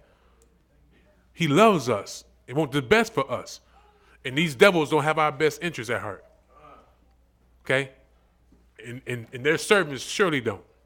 Yes. It's amazing. I kind of, through my reading, would always question myself about this jealousy thing. Like, the same thing he tells us not to do is always say he's jealous or he's this, and you breaking it down just. Making sense? Yeah, that's all he's saying. Yes. Right. That's like a great point. How can we be jealous of what belongs to him? He's jealous. It angers him when we follow after these devils who's only trying to destroy us. Like right now, if somebody teach my son to go run out in the parking lot. Now I know he just don't have no consciousness of what's going on in the parking lot. Just run out there. Eventually, he gonna get hit and die. So would that not anger me that somebody's telling my son to go against what I told him? That's all the Most High is saying. And for those who listen to this bad advice, he's a consuming fire. A consuming fire. Okay? So, just let you know that the God of this Bible is not the God of Christianity. Okay? Let's go. Verse 25. When thou shalt begot children, and children's children, and ye shall have remained long in the land, and shall corrupt yourselves, and make a graven image, or the likeness of anything, and shall do evil in the sight of the Most High thy God, to provoke him to anger. I call heaven and earth to witness against you this day, that ye shall soon utterly perish from off the land whereunto ye go over Jordan to possess it. Ye shall not prolong your days upon it, but shall utterly be destroyed. And the Most High shall scatter you among the nations, and ye shall be left few in number among the heathen, whither the Most High shall lead you. And there ye shall serve gods, the work of men's hands. We showed you the images. Are we not serving gods, the work of men's hands? Are we not scattered to all four corners of the earth amongst these heathens? Mm-hmm. Are we no longer in Jerusalem, on the land of Israel? The Bible is real, people. We are serving the gods of the land, not the Most High. Again, for all the gods of the nation are idols. Right? We showed you the Kaaba stone in Mecca. The Most High said in the last days his people will be serving wood and stone. Now, the two largest religions is Christianity and Islam. Okay? The wood, but I just showed you earlier, in the stone. We will come to this land and serve the gods of our enemies. Devils. What, you got something? Yeah, no, that explains why they call all, colored people, melanated people, however you want to put it, why we get the title minority. The so-called African Americans, so-called Mexicans, so-called, Jamaicans, etc. So it says that you'll be few in number among the heathen. So really, when you put us all together, we, you know what I'm saying, No. we out. No, we outnumber them by a whole. Yeah, whole that's what bunch. I'm saying. Yeah. Right. When you look at it that way, we're the majority, but we're split apart, broken off, and Little factions. right. So they can. And Call we're us not a minority. united. We're not together anymore. We're not one nation. Right. So therefore, we won't be like you trying to say. Like right now, like in this city, there's more of them than there is of us. Right. In this city, there's more of them than it is us. But we all came together. Yes. Yeah, we won't. That's the way to the skies. That's what he said in Psalms chapter 83. That it says that they have conspired against his people, right? And their plan was to cut us off from being a nation. So therefore, they called me African American. They called this sister a Mexican. They called this person a Haitian. This person Native American. Native American or a Jamaican. No, we ain't talking about no Chinese people. They ain't us. Yeah, don't bring them up. That's Japhet. Okay. Yeah, they got us all split up to divide us, and then they put us all in ghettos, in concentrated areas, right, to be among the heathen. Yep. So if we was all together, it'd be a wrap. You know what I'm saying? So let's go. The group is a little, yep, exactly. Because there's only a few cities where it's heavily concentrated with Israelites, like Detroit, like Detroit. You know what I'm saying? Washington D.C. You know what I'm saying? Like it's areas where it's a lot. No, Washington D.C. is different, but I'm saying like Detroit and those kind of places. But over the whole globe, we're scattered in little groups. So it would appear that there's more of them than us. But let's go. Verse 28. And there ye shall serve gods, the work of men's hands, wood and stone, which neither see, nor hear, nor eat, nor smell. Can y'all Jesus peace see, eat, smell, walk? That dumb stone that they put their head into it, and get their wishes to, has it ever talked back? Has it ever done anything? This is reality, folks. We're serving the God of the nations, Satan and his brethren. Read. Verse 29. But if from thence thou shalt seek the Most High thy God, thou shalt find him, if thou seek him with all thy heart and with all thy soul. That's what it takes for us to fight the feeling we have right now. Many people may watch this video and be angry because I'm talking about their Jesus. The Most High is telling you that that's a false way, that we will corrupt ourselves through the work of man's hands. He says, do not make any graven image represent anything in heaven, and that especially goes for your Jesus. So don't be angry at me for your disobedience and for your ignorance I'm just saying you're naive to what the Bible commands. I'm not saying you're stupid. You're ignorant to the fact the Most High forbids that. But y'all hold tight to that, the God of the land. Okay? He's a counterfeit God. Matter of fact, let's just get this for a second.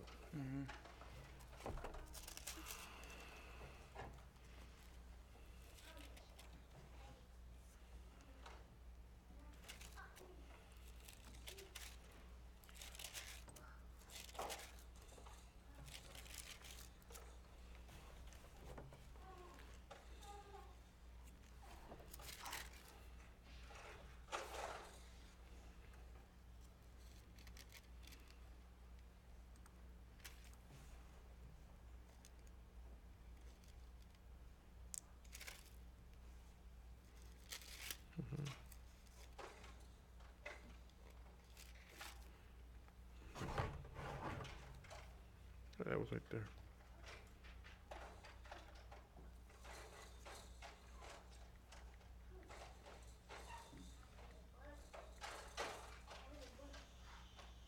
Oh, that was in there.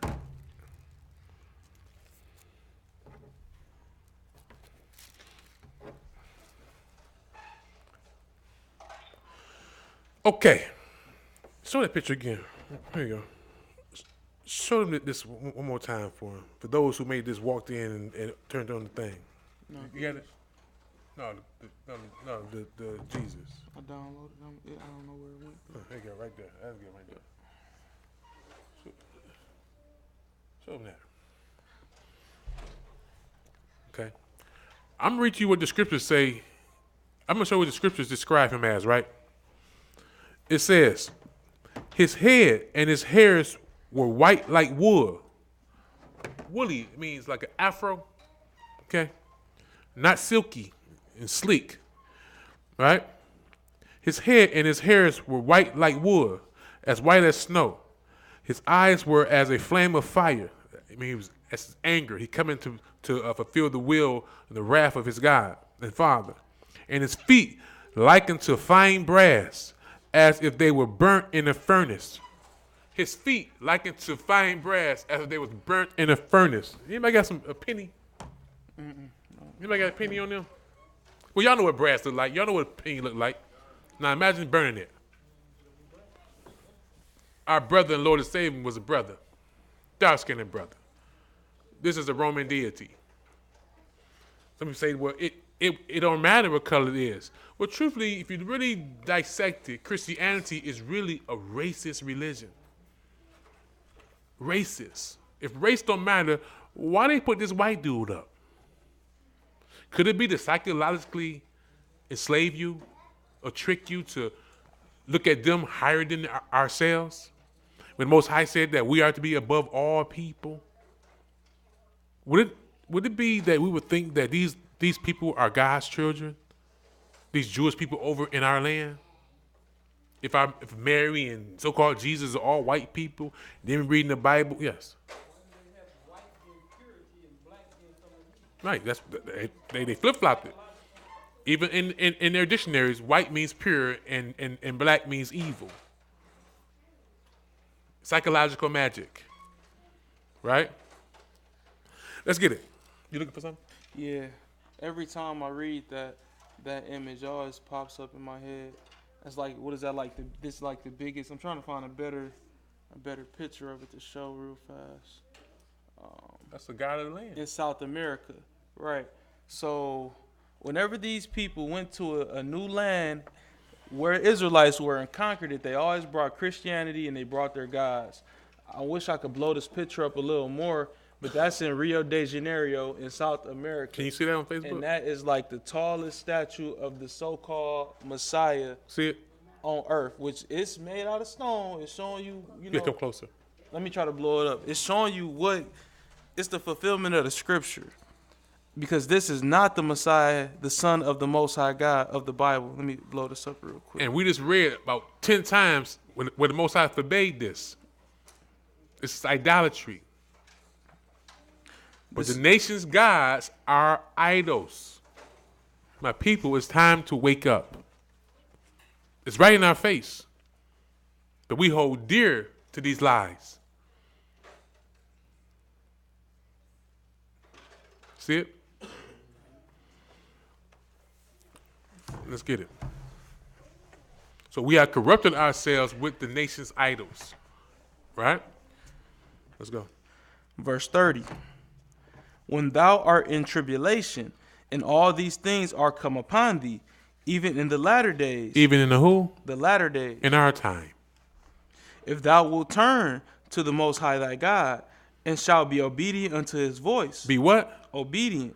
Obedient to his voice. See, that's what this lesson is all about. Bringing our people back to the Most High. But you must put these idols, these false religions down and come back to the Most High. And be obedient to his voice only. His voice is his laws, statutes, commandments, and judgments. What's a judgment? A judgment is a decree put out for one that breaks the law. Okay? A judgment is also if you're tempted with something, right? Let's say somebody came to you and said, let's go to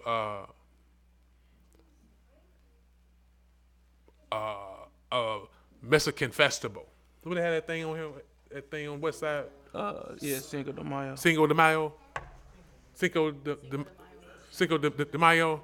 Mm-hmm. That's a ceremony to the nations, of the nations. Is that of the Most High? But see, it's a snare to us because we think it's their culture. We're exploring their culture. The Most High said, don't do that. It would be a snare to us. We got to keep only his ordinances. And that's how our people have failed. Because we are enticed by these people's culture. Where their way of life is contrary to the way of life of the Hebrews. Because all these things tie into what? God's. And that's how we got to program that into our head and be obedient to that. Because many of us, we flirt with that, and that's dangerous. The Most High was angry when we do that. That's why we are in captivity right now. Let's go. For the Most High thy God is a merciful God. He will not forsake thee, neither destroy thee, nor forget the covenant of thy fathers, which he swore unto them. See, if we turn back, our covenant still stands. Has not been taken away. Read. For as now of the days that are past, which were before thee, since the day that God created man upon the earth. Junior. And too loud. And asked from the one side of heaven unto the other, whether there hath been any such thing as this great thing is, or hath been heard like it. Did ever people hear the voice of God speaking out of the midst of the fire, as thou hast heard and live? Or hath God essayed to go and take him a nation from the midst of another nation, by temptations, by signs, and by wonders, and by war, and by a mighty hand, and by a stretched out arm, and by great terrors, according to all that the Most High your God did for you in Egypt before your eyes? It's very important for us to consider the Old Testament. That's where we really learn who our God is in his Old Testament. we treasure all our records, but it's difficult to learn the true God of the Hebrews only in the New Testament. Right? We must learn what that's when it says seek ye his righteousness. That's where you find it at in the Old Testament. You see what he has done for our fathers. Read. Unto thee it was showed. Junior. Go ahead. Unto thee it was showed that thou mightest know that Ahayah, he is God. There is none else beside him. Out of heaven he made thee to hear his voice, that he might instruct thee. And upon the earth he showed thee his great fire, and thou heardest his words out of the midst of the fire. And because he loved thy fathers, therefore Abraham, Isaac, and Jacob. Read. therefore he chose their seed after them, Us. and brought thee out in his sight with his mighty power of out of Egypt, to drive out nations from before thee, greater and mightier than thou art. Nations who was full of giants. Nephilim. Okay? Read. To bring thee in, to give thee their land for an inheritance, as it is this day. Know therefore this day, and consider it in thine heart, that the Most High, he is God, in heaven above, and upon the earth beneath, there is none else. Thou shalt keep therefore his statutes and his commandments, which I command thee this day, that it may go well with thee. See, it come with a promise. See, if we keep his laws, it will go well with us. That's what the nations teach us contrary. They don't want it to go well with us, with our God. They want to destroy us. Read. And with thy children after thee, and that thou mayest prolong thy days upon the earth, which Ahayah thy God hath giveth thee forever. For who? Forever. For who? Forever. Oh, okay. I thought his law was done away with. Okay. Does it not go in harmony with what Christ say? Not one jot or tittle should pass from the law until heaven and earth be passed? Mm-hmm. Okay. It's sunny outside today. No. So, let's get it. Where we at? Deuteronomy 5, Yep. verse 1. Deuteronomy chapter 5, verse 1 through 11. And it reads, And Moses called all Israel, and said unto He them, called all who? all Israel. He called the whole world. Who? Okay. This making sure for people who think this is a white man's Bible. Okay. He called all Israel, the children of Jacob, the children of Israel, and said what? And said unto them, Unto them, Hear, O Israel, hear, O Israel, the statutes and judgments which I speak in your ears this day, that ye may learn them and keep them and do them. So you think that's changed? He went all this. He said, "Hear, O Israel, come here. Hear this day, that ye may learn them." See, that's what my people we have to do now, because we've been so removed from our culture, from our heritage, from our laws. We must learn them. So I was talking to a sister a while ago, and other people too as well, trying to explain to these Christians. I have nothing against you Christians. I was once a so-called Christian. But I just know something that you don't, and that's what we're informing you of right now today. That's what the lesson is about, bringing you back to your God. No one who does not live the law can explain the law. It's impossible. So that's why these so-called theologians who learn from the nations, who serve other gods and idols, teach us that the law is done away with when you're reading out of Paul. Well, the same Paul says, keep the commandments. All through his writings, he's showing you how he kept the commandments. Every Sabbath, he went and taught. He went and did the holy days after Christ's death. Okay? He taught the gospel of Christ, Christ's testimony, and the law of Moses. Okay? For those who don't understand that. But if you don't live the law, you can't explain it nor teach it.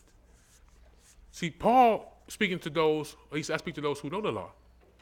So when somebody who don't know the law is being instructed by somebody who don't don't know the law. It says, Paul says the law is done away with. If you will keep reading and have understanding, if you live the law, you will understand what Paul is actually saying.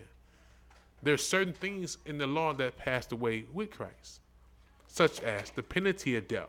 So we cannot be stoned for breaking the Sabbath. Christ will destroy us if we don't honor the Sabbath. Right? Grace has replaced the penalty of death. So where there was no grace, I'm just explaining this for those who first time trying to understand our laws. Grace has given those who had no repentance under the law of Moses can now come in to be reconciled with the Father. So if I was an adulterer, a murderer, okay, a homosexual, I have an opportunity to repent from those sins and be saved if I endure to the end. Okay? The priesthood is done away with. So there's no sacrifices. For Christ had become our high priest and sacrifice. But the law stands. As it's written in Hebrews, he that died under Moses' law died without mercy under 2 or more witnesses. Of how much sorrow punishment suppose ye should receive who had tried underfoot the Son of God? Christ never said his law was done away with. He said if you love him, you will do what he say. If you don't, you won't. Let's get it. Deuteronomy chapter 5, verse 2. Ahayah our God made a covenant with us in Horeb. Ahayah made not this covenant with our fathers, but with us, even us, who are all of us here alive this day. Ahayah talked with you face to face in the mount out of the midst of the fire. I stood between the Most High and you at that time, to show you the word of Ahayah. For ye were afraid by reason of the fire, and went not up into the mount, saying, I am Ahayah thy God, which brought thee out of the land of Egypt from the house of bondage. Thou shalt have none other gods before me. Thou shalt not make thee any graven image, or any likeness of anything that is in heaven above, or that is in the earth beneath, or that is in the waters beneath the earth. Thou shalt not bow down thyself unto them, nor serve them. For I, Ahayah, thy God, am a jealous God, visiting the iniquity of the fathers upon the children unto the 3rd and 4th generation. It would be a generational curse, such as we are experiencing right now. Read. Unto the 3rd and 4th generation of them that hate me. And showing those that hate him, as he said, despise his law, won't do his law. He said, those are those who hate him. Read. And showing mercy unto thousands of them that love me and keep my commandments. Those who love him, keep his commandments. So the only way the Most High say we can love him, the world teaches us is done away with. Go figure that. The only way the Most High say we can show him that we love him, the world say is done away with. Is that evil or what? Diabolical. Read. Thou shalt not take the name of the Most High thy God in vain. Now let's get that, because people really don't bring this out in detail, what that means, right? We should not take the Most High's name in vain. So we automatically think that means we shouldn't swear, bear false witness to the Most High, right? That's true. The Most High said we are to swear on his name, but in truth. If we vow to the Most High, we must keep it. He said, why should your mouth, get you in trouble? Right? But it's deeper than that too. The Most High called us by his name. Okay? Therefore, we are to do what? Represent him. We are to represent him. Remember, the nations are supposed to look on us and see the righteousness in us and desire to serve a God like us, like ours. Right? So let's get what this really means. Let's break it down. Let's go. Thou shalt not take the name of the Most High thy God in vain. So you should not take our responsibility in vain. We have a responsibility. To whom much is given, much is required. Mm-hmm. We have a responsibility being the children of Israel. Okay? What's the next precept? Ezekiel 36. Let's go to Ezekiel chapter 36. For the Most High will not hold him guiltless that taketh his name in vain. The Most High will not take him guiltless who holds his name, take his name in vain. Right? Now let's get this, because this is very important, especially to my Christian family out there. The Most High, he said, our ways are as the appearance of the sun to him. They're bright in his eyes. All our unrighteousness is before him.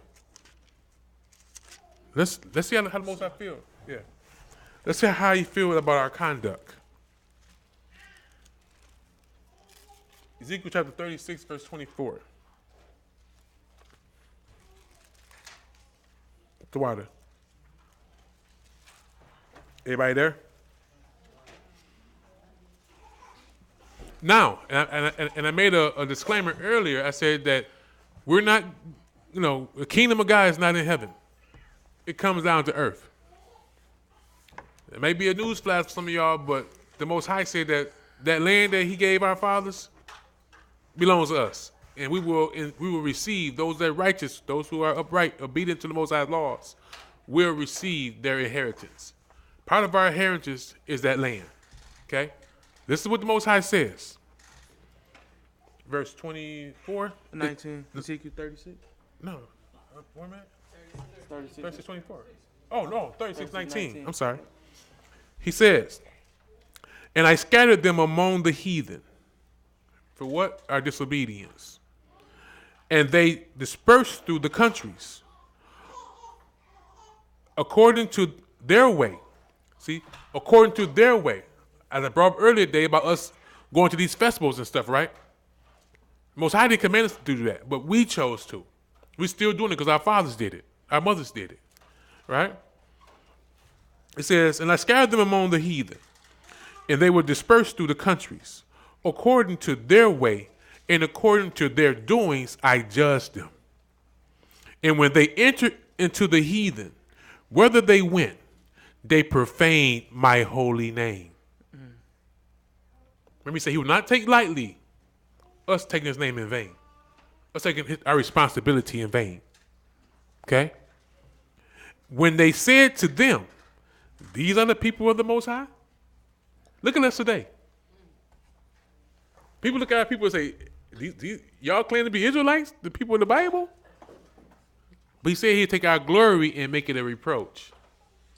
So the nations now look at us as we have profaned our fathers in God's name, said, you the people of the Bible? Mm-hmm. And mock us. Because it's hard to believe that it's hard for our own people to believe that we're the children of the Most High. We have been cast so far from him. So the nations would say, what man? These are the people of the Most High and are gone forth out of his land.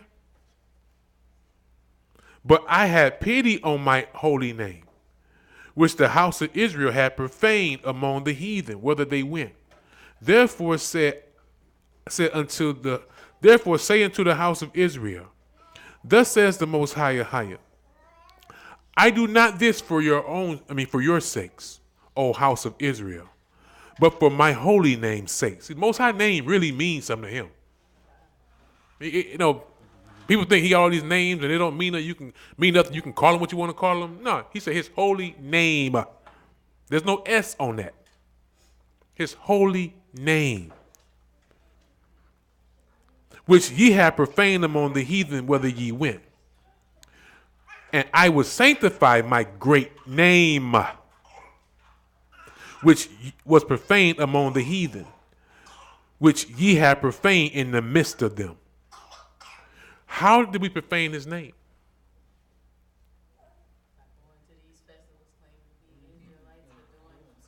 By doing the things that he warned us, he commanded us not to do, and have grown to be more wickeder than the heathen, to be more lawless than the heathen, who are without law.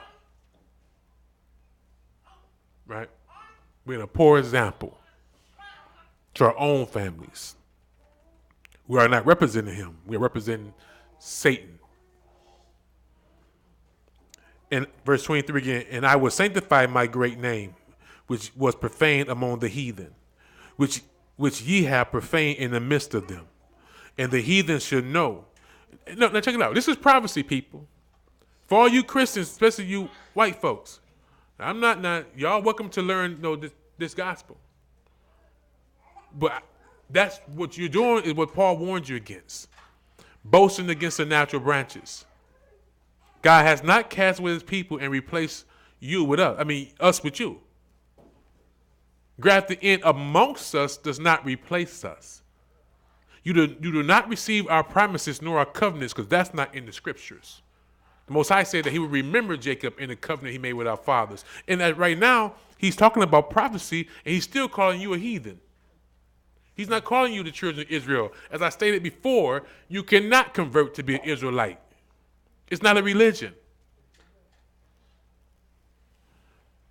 And it says, in the midst of the heathen, it says, and the heathen shall know that I am the Most High, says the Most High, when I shall be sanctified in you before their eyes. And that's what I'm trying to tell our family. Mm-hmm. I don't know what the Most High going to do, how he going to do it, and when he going to do it.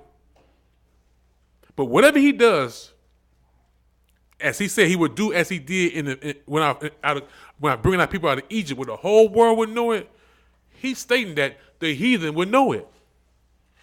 So, I'm not knocking y'all for doing what y'all want to do, but me buying me my family a plane ticket to go somewhere, it's not, the heathen ain't going to know that. I left right now, the heathen ain't going to know a thing. Okay? So, Most High bless you. Okay? 24. I'm sorry. Where? Isaiah 52. Isaiah 52. Wait a minute. 5 and 6. Okay. Next precept, the book of Isaiah, chapter 52, verses 5 and 6. Mm-hmm. So when the Most High, like he says, throw down, the whole world gonna know.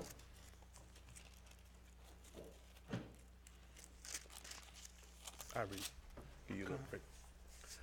Isaiah 52, 5 and 6 reads, now therefore, what have I here, says the Most High, that my people is taken away for naught. They that rule over them make them to howl. I'm trying to tell you, we are oppressed and spoiled and robbed, suffering. Make us to howl, says the Most High.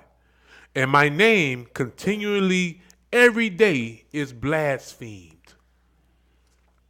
Every day he says we are blaspheming his name. Because he hasn't forgot who we are, nor the heathen. But how we conduct ourselves, I hear wilding out. And all this filthiness, this sin, this sinful life that we are living, the Most High said every day, because remember, we are the ethical spectacle. We're in the constant surveillance. We're blaspheming the Most High's name. Taking his name in vain. Taking his name lightly. Taking his name for naught. 6, therefore my people should know my name. Ahayah sure Ahayah. The prophecy has come true. We know our God's name now. We're no longer calling him Satan, Jehovah, and all these other names that y'all got for him. Because we forgot his name according to him. We would call him Satan, Baal, Beliam, Belialim, and all that stuff. That's a Satan, another name for Satan. He's the one that has multiple names. Verse 6, therefore my people should know my name. Therefore they should know in that day that I am he that do speak. Behold, it is I. See, that day, I don't care what no Israelites say. We're going to know, and the whole world going to know, that our God liveth, and he is Lord of all things. That's right. So it won't be no whatever y'all talking about. That day is special to him, the day of the Lord. Okay? Whole world gonna know. He said he'll be glorified in us. Just reading the scriptures. But let's go. Next precept, the book of Deuteronomy, chapter 5, verse 12 through chapter 6, verse 3.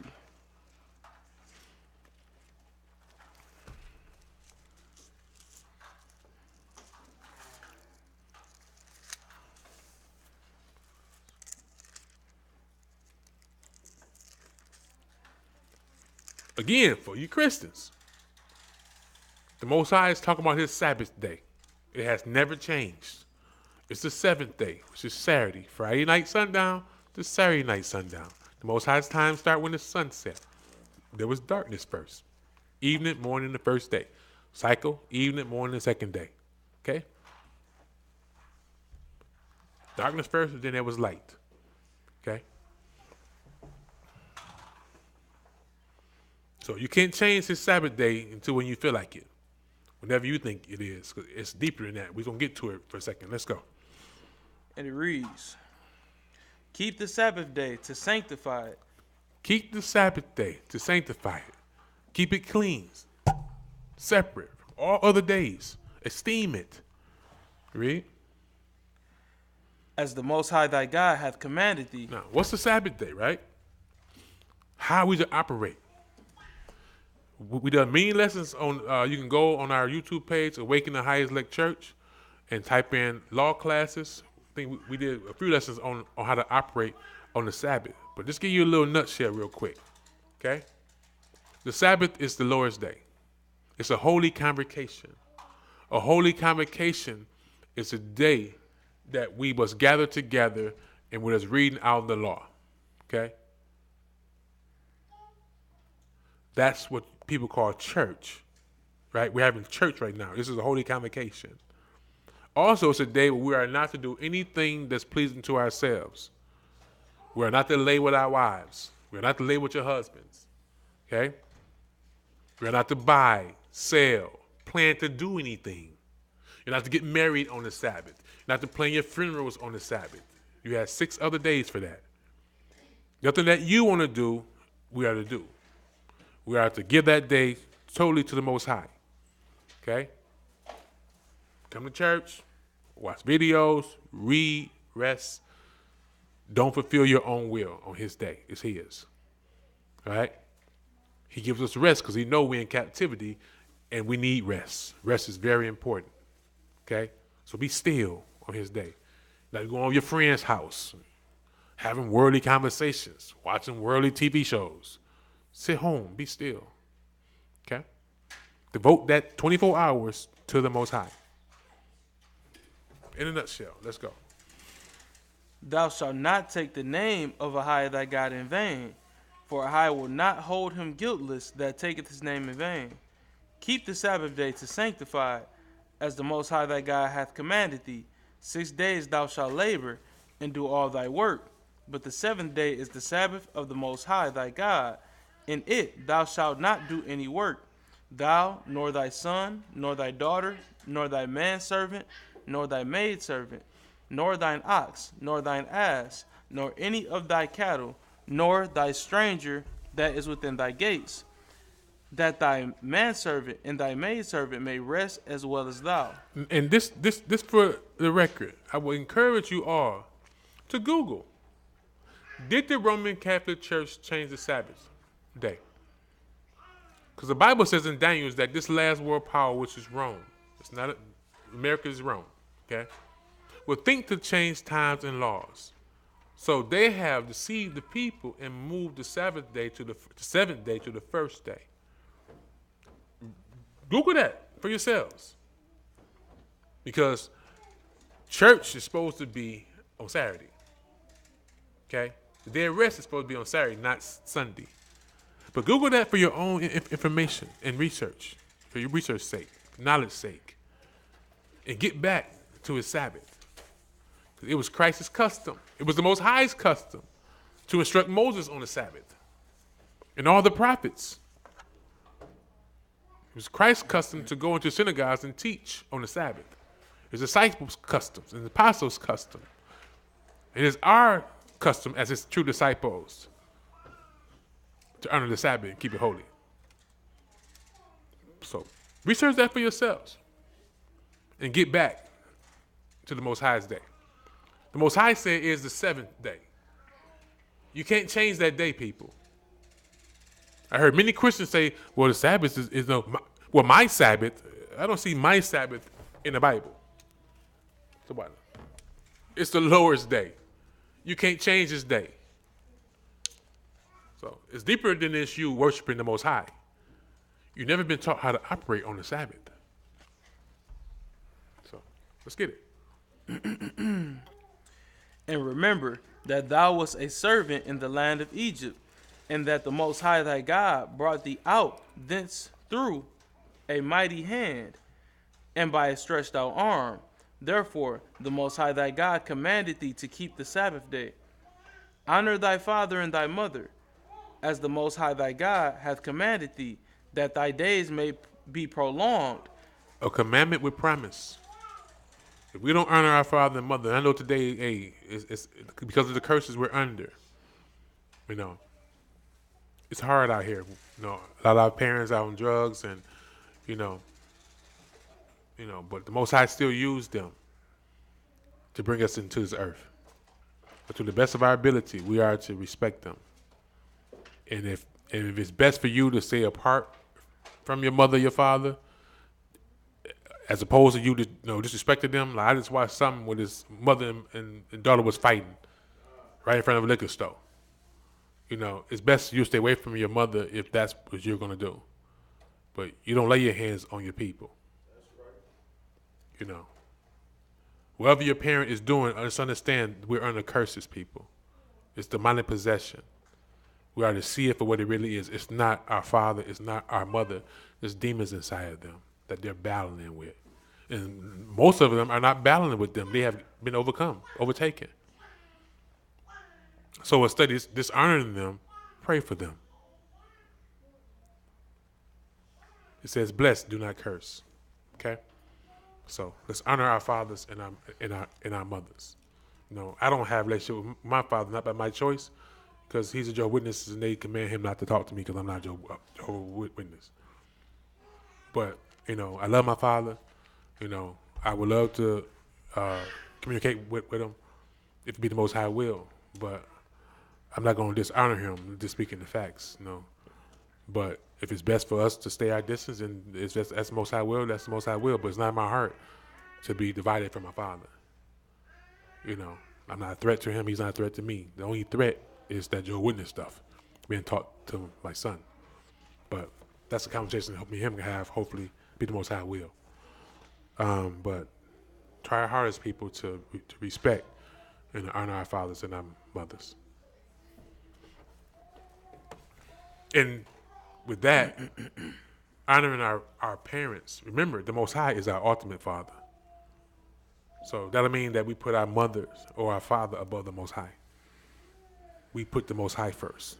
He said, put no other gods before him. A lot of us, our mothers, our grandmothers, our fathers, our grandfathers, our children are our gods. We ought to put nothing. Christ says, he that put mother, father, child, land over him is not worthy of him. So let's remember that. The Most High counsel come before all. So, okay? Let's go. Honor thy father and thy mother, as Ahayah thy God hath commanded thee, that thy days may be prolonged, and that it may go well with thee in the land which the Most High thy God giveth thee. Thou shalt not kill. Thou shalt not kill. Thou shalt not murder. Right? The only time that we are to kill is when the Most High say so. And it's not time for that yet. Okay?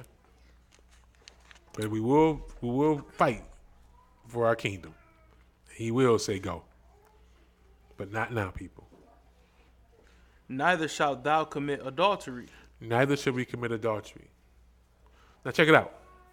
For those, the law done away with us. What you're saying is that we can kill. What you're saying that it's okay in God's eyes for us to commit adultery. Is that what you're saying? Think about it. Because y'all teach the law is too hard to do. Is it that hard?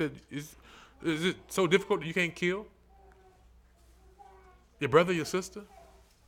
Is it that hard that you can't restrain yourself from committing adultery? Keep going.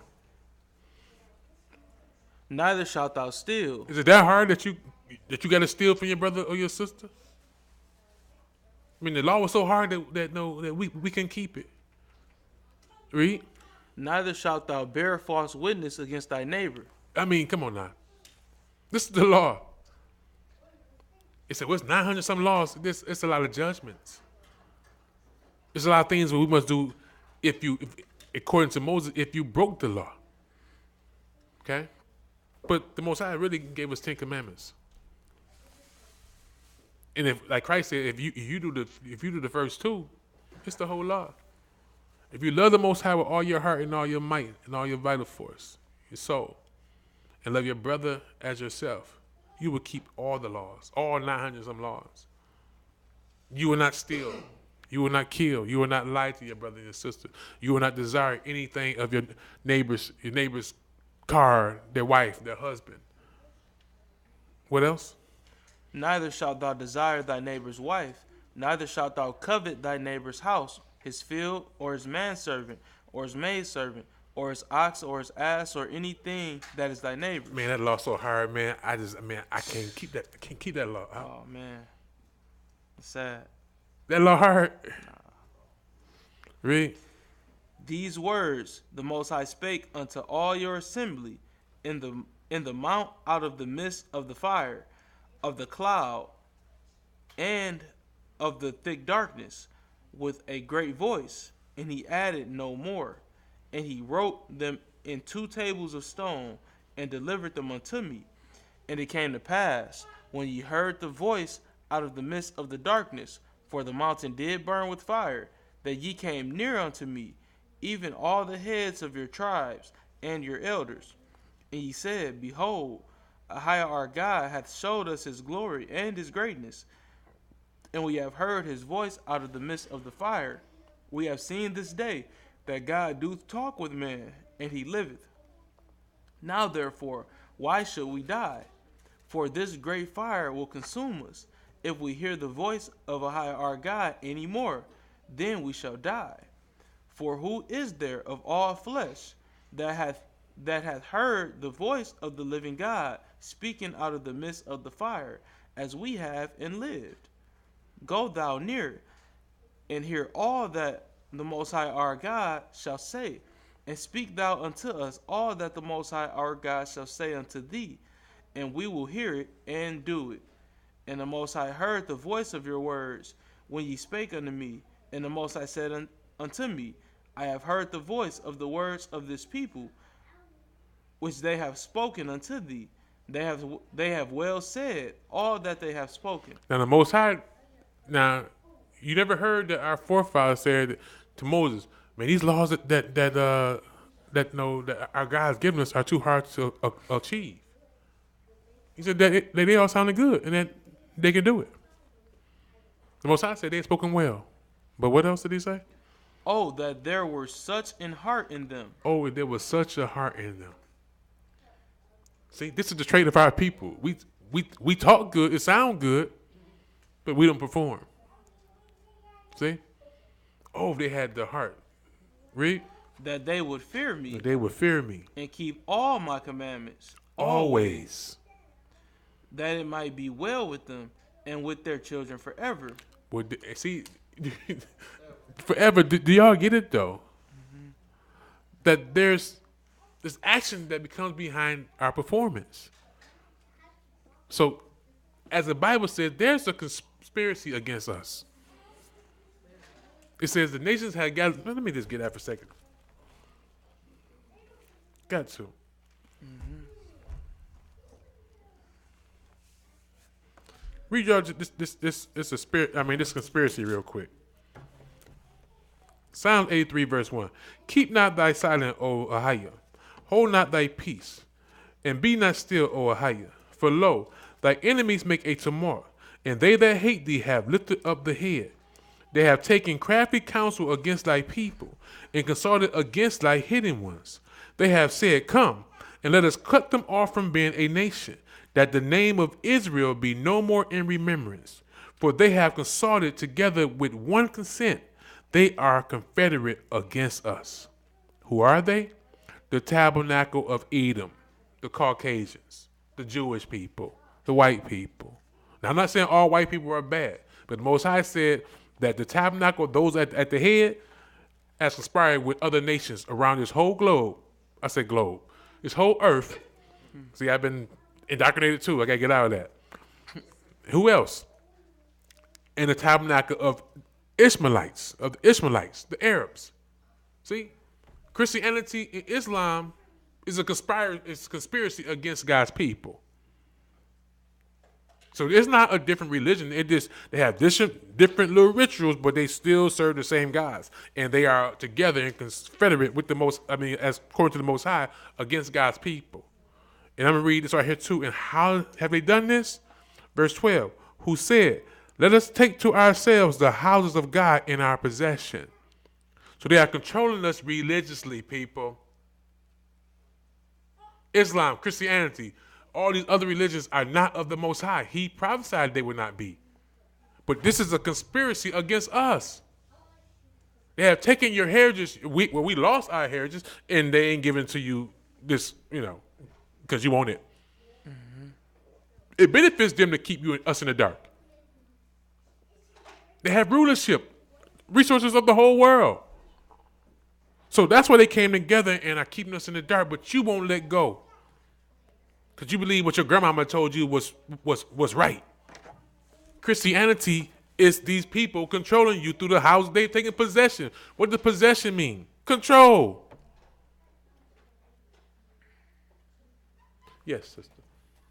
No, just to go along with that they conspired. They all claim to be against each other, but they all flourish in this community. Mm-hmm. They've allowed people to come from other lands, other countries, and flourish. Mm-hmm. But look at us as a people. Mm-hmm. We haven't flourished. The Chinaman came, Speak up. Chaldean, all these other nations that they're supposed to be against one another, they've all flourished except us. As the Bible said, the sister just said that all these nations, to show that they are confederate, that they all have come into the communities of these Israelites and flourish. As the Bible said, that they serve themselves of us. They have become rich off of us, right? But our people will only be oppressed. We will fight against each other and will not support each other, not because truly our heart is such, but it's a curse that we'll be as the ground trodden on by other nations, okay? Until the Messiah comes. Read. Back to the book of Deuteronomy, chapter 5, verse 29. Oh, that there were such an heart in them, that they would fear me, and keep all my commandments always, that it might be well with them forever, and with their children forever. Go say to them, get you into your tents again. But as for thee, stand thou here by me, and I will speak unto thee all the commandments, and the statutes, and the judgments, which thou shalt teach them, that they may do them in the land which I give them to possess it. Ye shall observe to do therefore as the Most High your God hath commanded you. Ye shall not turn aside to the right hand or to the left. Ye shall walk in all the ways which the Most High your God hath commanded you, that ye may live, and that it may be well with you, and that ye may prolong your days in the land which ye shall possess. I'm going to read some of this here. I'm not going to, for those in the audience, we're supposed to read I got down here to read chapter 6, 7, and 8. I'm going to read chapter 6, and then I'm going to read myself, some of 7 and some of 8, okay? So, because we wanted to read a lot of this to understand the history of our people, the true relationship that the Most High has with his people. Right? This was no personal relationship. Like people say today, I got a relationship with God. Huh? But you ain't keeping none of his commandments. Find that in the Bible for me one time, please. All you people out here think that they got a relationship with God. You can't tell them no different. Have you run across that? You haven't? Keep living. As my grandma used to say, keep on living. You'll see. Right? But everybody, walk around here, they have their own personal relationship with God. But God is not a respect of person. Okay? He has relationships with people, but the relationships that he have are those he considers as his friends. Those that are obedient to his words and to his voice. Not according to our own vain imaginations, but according to what he say. So, I'm not just telling you the truth. You may have a relationship with a God, But if you're not keeping the Most High's commandments, trust me, it's not with the Most High. You can get angry or whatever, go do you. But you do not have a relationship with the Most High. Now, have the Most High preserved you and protected you? Yes, he has. Has he given you grace? Yes, he has. If you're watching this video right now, he's giving you grace. He said he is righteous. He lays, right now, the sun is shining on the unrighteous and the righteous. The greatest work on this earth is being done right now is us spreading this gospel to the four corners of the earth. So the love that he has for you is that he has preserved you to hear his word and to come back to him. He will give everyone an opportunity to hear his voice and perform his law or reject it. Chapter 6, verse 1 reads. Yes. Oh, I'm sorry. Ezekiel chapter 36. Thank you. The one.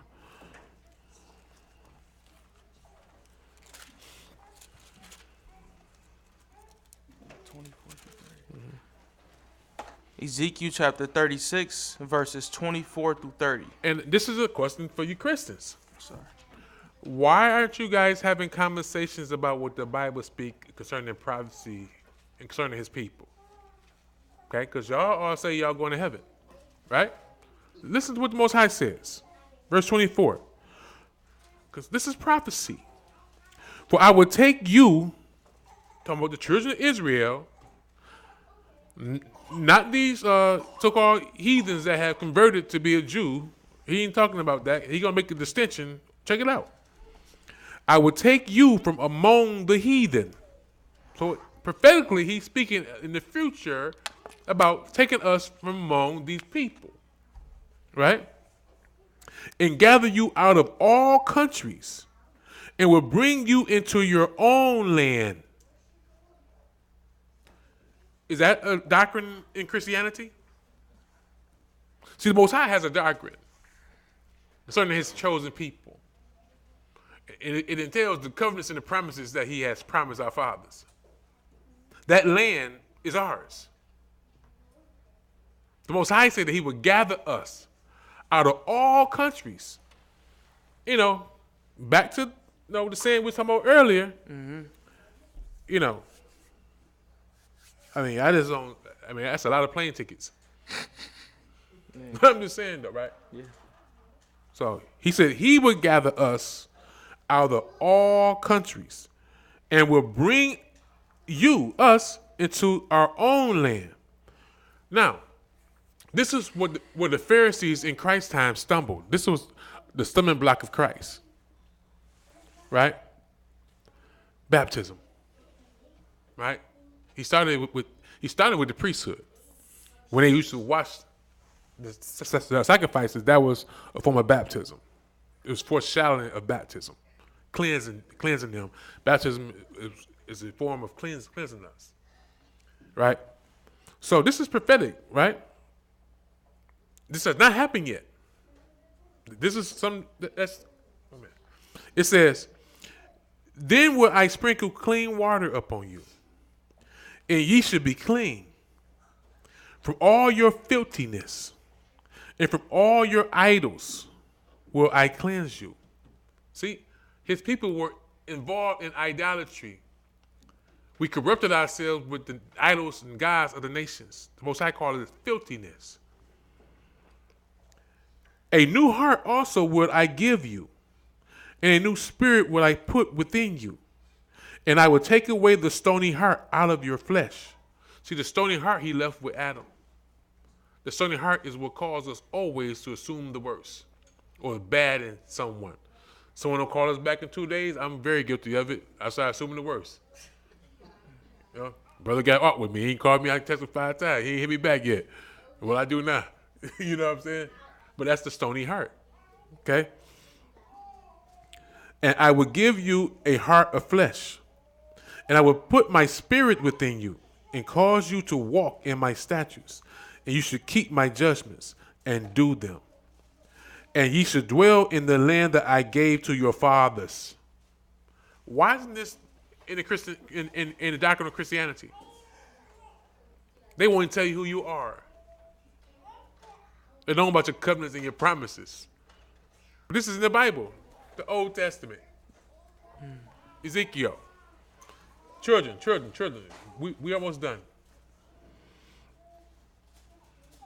And ye should dwell in the land that I gave to your fathers, and ye should be my people, and I will be your God.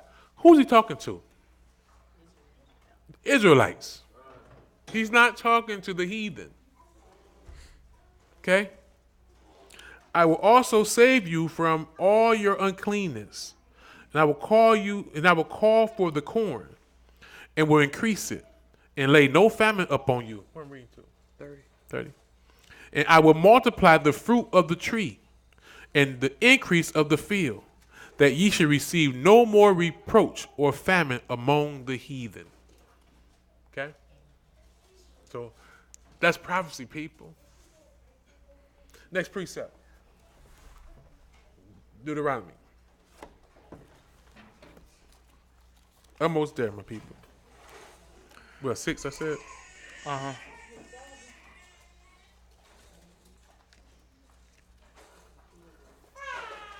I'm going to start at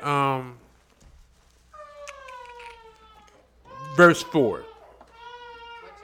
Chapter 6, Deuteronomy. Here's our Hebrew credo right here. Deuteronomy chapter 6, verse 4 reads, Hear, O Israel, the Most High our God is one God. We don't serve multiple gods. And this is the first commandment, my people. And thou shalt love the Most High thy God with all thy heart, with all thy soul, and with all thy might. And these words which I command thee this day shall be in thy heart. And thou shalt teach them diligently unto thy children, and shalt talk of them when thou sittest in the house, and when thou walkest by the way, and when thou liest down, and when thou raisest up. Remember, our conversation is supposed to be in heaven. Our conversation is supposed to be spiritual. The law is spiritual. The law transforms us from a fleshly man to a spiritual man. That's what the law is for. The Most High should be our conversation, not what's going on in the world and, all these worldly things that the world talks about. And thou shalt bind them for a sign upon thy hand, and they should be as a fortlet between thy eyes. And thou shalt write them upon the posts of thy house and on thy gates. And it shall be when the Most High thy God shall have brought thee into the land which he swore unto thy fathers, to Abraham, to Isaac, and to Jacob, to give thee great and goodly cities, which thou buildest not, and houses full of good things, which thou fillest not, and wells digged, and thou diggest not, vineyards and olive trees, which thou plantest not, when thou shalt have eaten and be full. Then beware, lest thou forget the Most High, which brought thee forth out of the land of Egypt from the house of bondage. Thou shalt fear the Most High thy God, and serve him, and thou shalt swear by his name. You should not go after other gods, of the gods of the people which are around about you. Told you, people come with gods. We are not to go about the gods, nor inquire of them. We are not to inquire about their so-called cultures. Their cultures are reverences to gods. We have to understand that, my people. It's a snare. It may seem like a good time, but to the Most High, it's idolatry, spiritual fornication. It's time for us to get our brains, our thoughts in harmony with the Most High's. For the Most High is a jealous God among you, lest the anger of the Most High thy God be kindled against thee, and destroy thee from off the face of the earth. You should not tempt the Most High your God, as ye tempted him in Massah. What did they do there?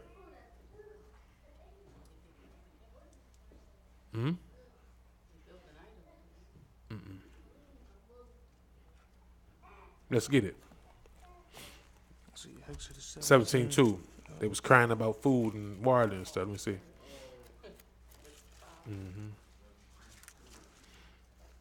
17 verse 2. right? It says, wherefore the people did chide with Moses. They fought against Moses and said, give us water that we may drink. And Moses said unto them, why chide ye with me? Wherefore do you tempt the Most High? Right? So again, people, when this system crashes and we're without access from the government, we are not to tempt the Most High. We are to have trust and faith and reliance on him. He gave our family, our forefathers, water out of a rock, a huge rock too, that's still there to this day. How much more so will he do for their children? Yes. Speak up. I was looking yesterday on the news. Well, some countries now, if you don't have a credit card, you can't go to a buy nothing. No, it's on its way. This would be according to the scriptures, the prophecies, this would be a cashless society. All people who rely on Satan and his system will have to have the RFID chip. It's called the mark of the beast. Most High said all those who get that chip, he will destroy. Because it's a mark of servitude. You are physically, publicly making your alliance to Satan. You are not putting your trust in him. As we said last week, the Most High giving us examples through his son. He broke down the whole Bible to us through his parables. He said the Most High, he said that birds don't sow. They don't plant gardens and wait for the fruit thereof. But they eat. He feeds them. How much more so would he feed us? So we have to really learn who the Most High is. It's time. It's high time to wake out of sleep. My people, Israel. It's time to wake out of sleep and come back to the Most High laws and commandments. These are forever, people. Let no man deceive you. The Most High never said that we can commit adultery. We can kill our brother or sister or anyone. So we can steal, defraud our brothers and sisters. Pollute his Sabbath day. Put his holy days down. Celebrate and replace them with Christmas and Easter. Never said that, people. The people around about you have given you that mess. Filled your ears with lies and indoctrinated your children against the Most High. But he has promised, as he did, his spirit is in the air and is operating right now in real time. Come out of her, my people. Come back. Come to the law, 7 commandments, because we never kept them. Come to learn, like I said, you must learn the Most High's laws and do them, perform them. He commands us. He gave it to us. Okay? He only gave his law, 7 commandments to the house of Israel. Read Psalms 147, verse 19 and 20. Amos chapter 3, verse 1 to 2. Okay? He's talking to the house of Israel right now. Almost done. This is why it's important. Listen to how the Most High feel about his laws. 17. Ye should diligently keep the commandments of the Most High your God and his testimonies. His testimonies are the things that he had performed for us. How we learn him. And his statutes, which he had commanded thee. And thou should do that which is right. 18. And thou should do that which is right and good in the sight of the Most High, not ourselves. That it may be well with thee, and that thou mayest go in and possess the good land which the Most High swore unto thy fathers, to cast out all thy enemies from before thee, as the Most High hath spoken. And when thy sons ask thee in time to come, saying, what means the testimonies, and the statutes, and the judgments, which the Most High Ahayah our God hath commanded you, then thou shalt say unto thy son, here's his testimony, one of them. We were Pharaoh's bondmen in Egypt. This is what we have to teach our children right now today. This is why we're going back to the beginning. We must go back into the history of our people to teach our children who our God is, his testimonies. And the Most High brought us out of Egypt with a mighty hand. And Ahayah showed signs and wonders great and sore upon Egypt, upon Pharaoh, and upon all his household before our eyes. And he brought us out from thence, that he might bring us in and give us the land which he swore unto our fathers. And Ahayah commanded us to do all these statutes, to fear the Most High our God, for our good always, that he might preserve us alive, as it is at this day. And it should be our righteousness. See, keeping the commandments is our righteousness. If we observe to do all these commandments before the Most High Ahayah our God, as he had commanded us. Let me read that again, people. And it should be our righteousness if we observe to do all these commandments before our God Ahayah, as he commanded us. Okay? I'm going to stop right there, and I'm going to go to Isaiah chapter 44, verse 1 through 8. So I asked y'all to finish chapter 7 and 8. Isaiah chapter 44, verse 1 through 8.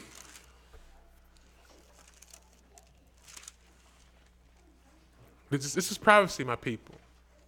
There's no such thing as converting to be an Israelite. Grafted in amongst us does not mean he has given you our covenant and our promises. How can it be a promise or a covenant, a contract? When you do a contract, the Most High never made an amendment to his contract. He promised Abraham a promise to his children. That's why it says that Abraham had other children. He had like 7 other sons. But he said, your father Abraham, Isaac, Jacob. He didn't say Ishmael or some of them other 6 sons he had with other wives after the death of Sarah. This promise is to us. It don't go to no other people. Gentiles will be amongst us in our kingdom, that's true. In a righteous kingdom, something that your God has never given you, a righteous kingdom. The thing that y'all are searching for to achieve will be achieved in our kingdom. No more dying, no more hospitals, no diseases, no more pain, no more crying, no more sorrow, no more death. That's a true blessing, something that man cannot give you. But the kingdom belongs to us. Dominion belongs to us. And again, our people, we will not treat y'all bad. It's against the law. Okay? Verse 1, chapter 44, Isaiah reads, Yet now hear, O Jacob, my servant, and Israel, whom I have chosen. Our father is dead right now, a long time ago. So it's not talking to our father, it's talking to his children. Okay? Children, we almost finished. Thus says Ahayah, that made thee and formed thee from the womb, which will help thee. See, our God, again, promised us to help us. He sent his son here to help us, to bring us back to him. And he going to bring them back to bring peace to his children. Okay? Forever. Which will help thee. Fear not, O Jacob, my servant, and thou, Jeshurun. Jeshurun is another word for Jerusalem. That's us. Whom I have chosen. I will pour water upon him that is thirsty, and floods upon the ground on the dry ground. I will pour my spirit upon thy seed. He's doing that right now today. And my blessings upon thy offspring. Who's he talking to? Okay. And they should spring up as among the grass, as willows by the water courses. That's what they're trying to stop right now. That's why when they didn't know all this negative stuff up in the news about Israelites, we're springing up like grass. And I'm serious. I just made something about this last night. It's not all about what camp you in, but it's every person's duty to prove all things. Israel, the law, statutes, commandments given to us. Let no man deceive you. Okay? We must reflect Christ. If you are in an organization and they're not reflecting Christ, make sure you learn Christ and you reflect him. I had a saying I just say years ago. Follow Christ. Don't follow Israel. According to the scriptures, Israel will lead you astray every time. The Messiah won't. So if you're in an organization, so-called camp group, whatever you want to call it, and these sisters are way off according to the scriptures, don't follow them. do what the Bible say do. If brother way off, you do what the Bible say do. May the Most High bless you. And guide you into a greater light. Okay? Where am I at? Verse 5. One should say, this is prophecy. It's been fulfilled right now. He's awakening his people. One should say, I am the Most High's. And another should call himself by the name of Jacob. Many people right now, including ourselves, have given ourselves, according to the Spirit, Hebrew names. Calling ourselves by the name of our fathers. Right? It's going on right now. And another should subscribe with his hand unto the Most High, and surname himself by the name of Israel. Thus says the Most High, the King of Israel, and his Redeemer, the Lord of hosts. I am the first, and I am the last, and besides me, there is no God. And who, as I, shall call, and shall declare it, and set it in order for me, since I appointed the ancient people, and the things that are coming, and shall come, let them show unto them. Fear ye not, neither be afraid. Have not I told thee from that time, and I declared it, ye are even my witnesses. Is there a God beside me? Yeah, there is no God. I know not any. The Most High is telling us to fear nothing. We serve him, he shall protect us. Okay? Last precept, 41. Isaiah 41, 8 to 12. It reads, But thou, Israel, are my servant, Jacob, whom I have chosen, the seed of Abraham, my friend. See, I went from Abraham to the seed of Jacob. He didn't go to Esau. Thou whom I have taken from the ends of the earth, and called thee from the chief men thereof, and said unto thee, Thou art my servant. I have chosen thee, and not cast thee away. Fear thou not, for I am with thee. Be not dismayed, for I am thy God. I will strengthen thee. Yea, I will help thee. Yea, I will uphold thee with the right hand of my righteousness, which is Christ. Behold, all they that were incensed against thee shall be ashamed and confounded. They should be as nothing, and they should strive with thee. And they that strive with thee shall perish. Though they seek them, no, thou shalt seek them, and shall not find them. Even them that contended with thee, they that war against thee, should be as nothing, and as a thing of naught. We must put confidence and faith in our God and our Father. Okay? All those that are against us, the Most High said, count them as nothing. We are to be faithful even unto death. Most High promised us that if we are faithful to him and we lose our life, he promised us a better resurrection. We'll wake up in our glorious garment, with eternal life in the glorious kingdom. Okay? One more thing I want to read.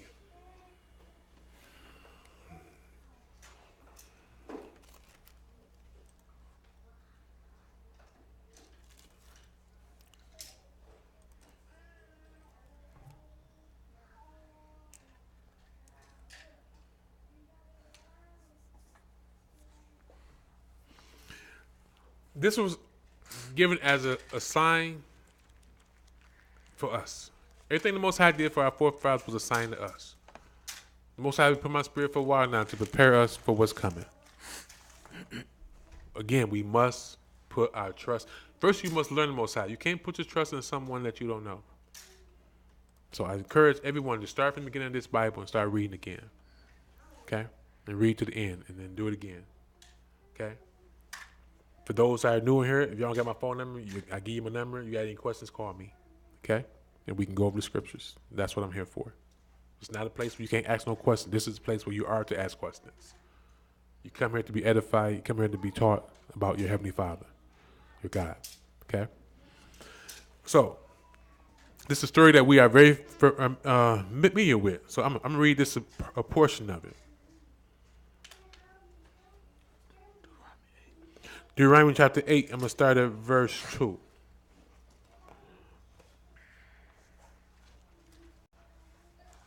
No, I'm going to start at 1.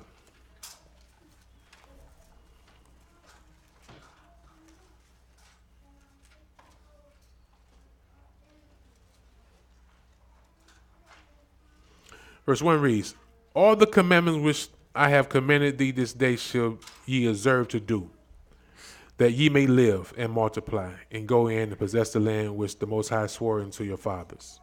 And thou shalt remember all the way which the Most High thy God led thee these 40 years in the wilderness, to humble thee, and to prove thee, to know what was in thy heart, whether thou wouldst keep his commandments or no. And he humbled thee, and suffered thee to hunger, and fed thee with manna, which thou knewest not, neither did thy fathers know, that he might make thee know that man do not live by bread alone, but on every word that proceedeth out of the mouth of Ahayah do man live. So, he gave us bread from heaven, but showing us that it's just as we have a urge for food physically, there's a greater urge and desire and need for him. Every word come out of his mouth. But just as our forefathers, he proved them to see whether they keep his commandments or not, he'll do the same thing with us. He said he'll bring us back to the same wilderness. He will judge us like he judged our fathers. That don't mean plead with us. That means destroy us if we don't want to keep his commandments. So 2/3 will be instantly destroyed for disobedience. But he will suffer us to hunger. He will allow us to get hungry, but we will not starve. No, we will not die of starvation, nor die of thirst. He says, thy raiments wax not old upon thee. That's what Christ says. Don't worry about what we have to wear, what we have to eat, what we have to drink. The Most High got us. Neither did thy foot swell these 40 years. Thou shalt also consider in thy heart that as a man chastened his son, so the Most High our God chastened thee. Therefore thou shalt keep the commandments of the Most High thy God, to walk in his ways and to fear him. Okay? So, with that concludes our lesson. Anyone have any questions? Now it's time to ask them. Love y'all. Shabbat Shalom. I go to the bathroom real quick. We can close in prayer in a minute. I go to the bathroom real quick.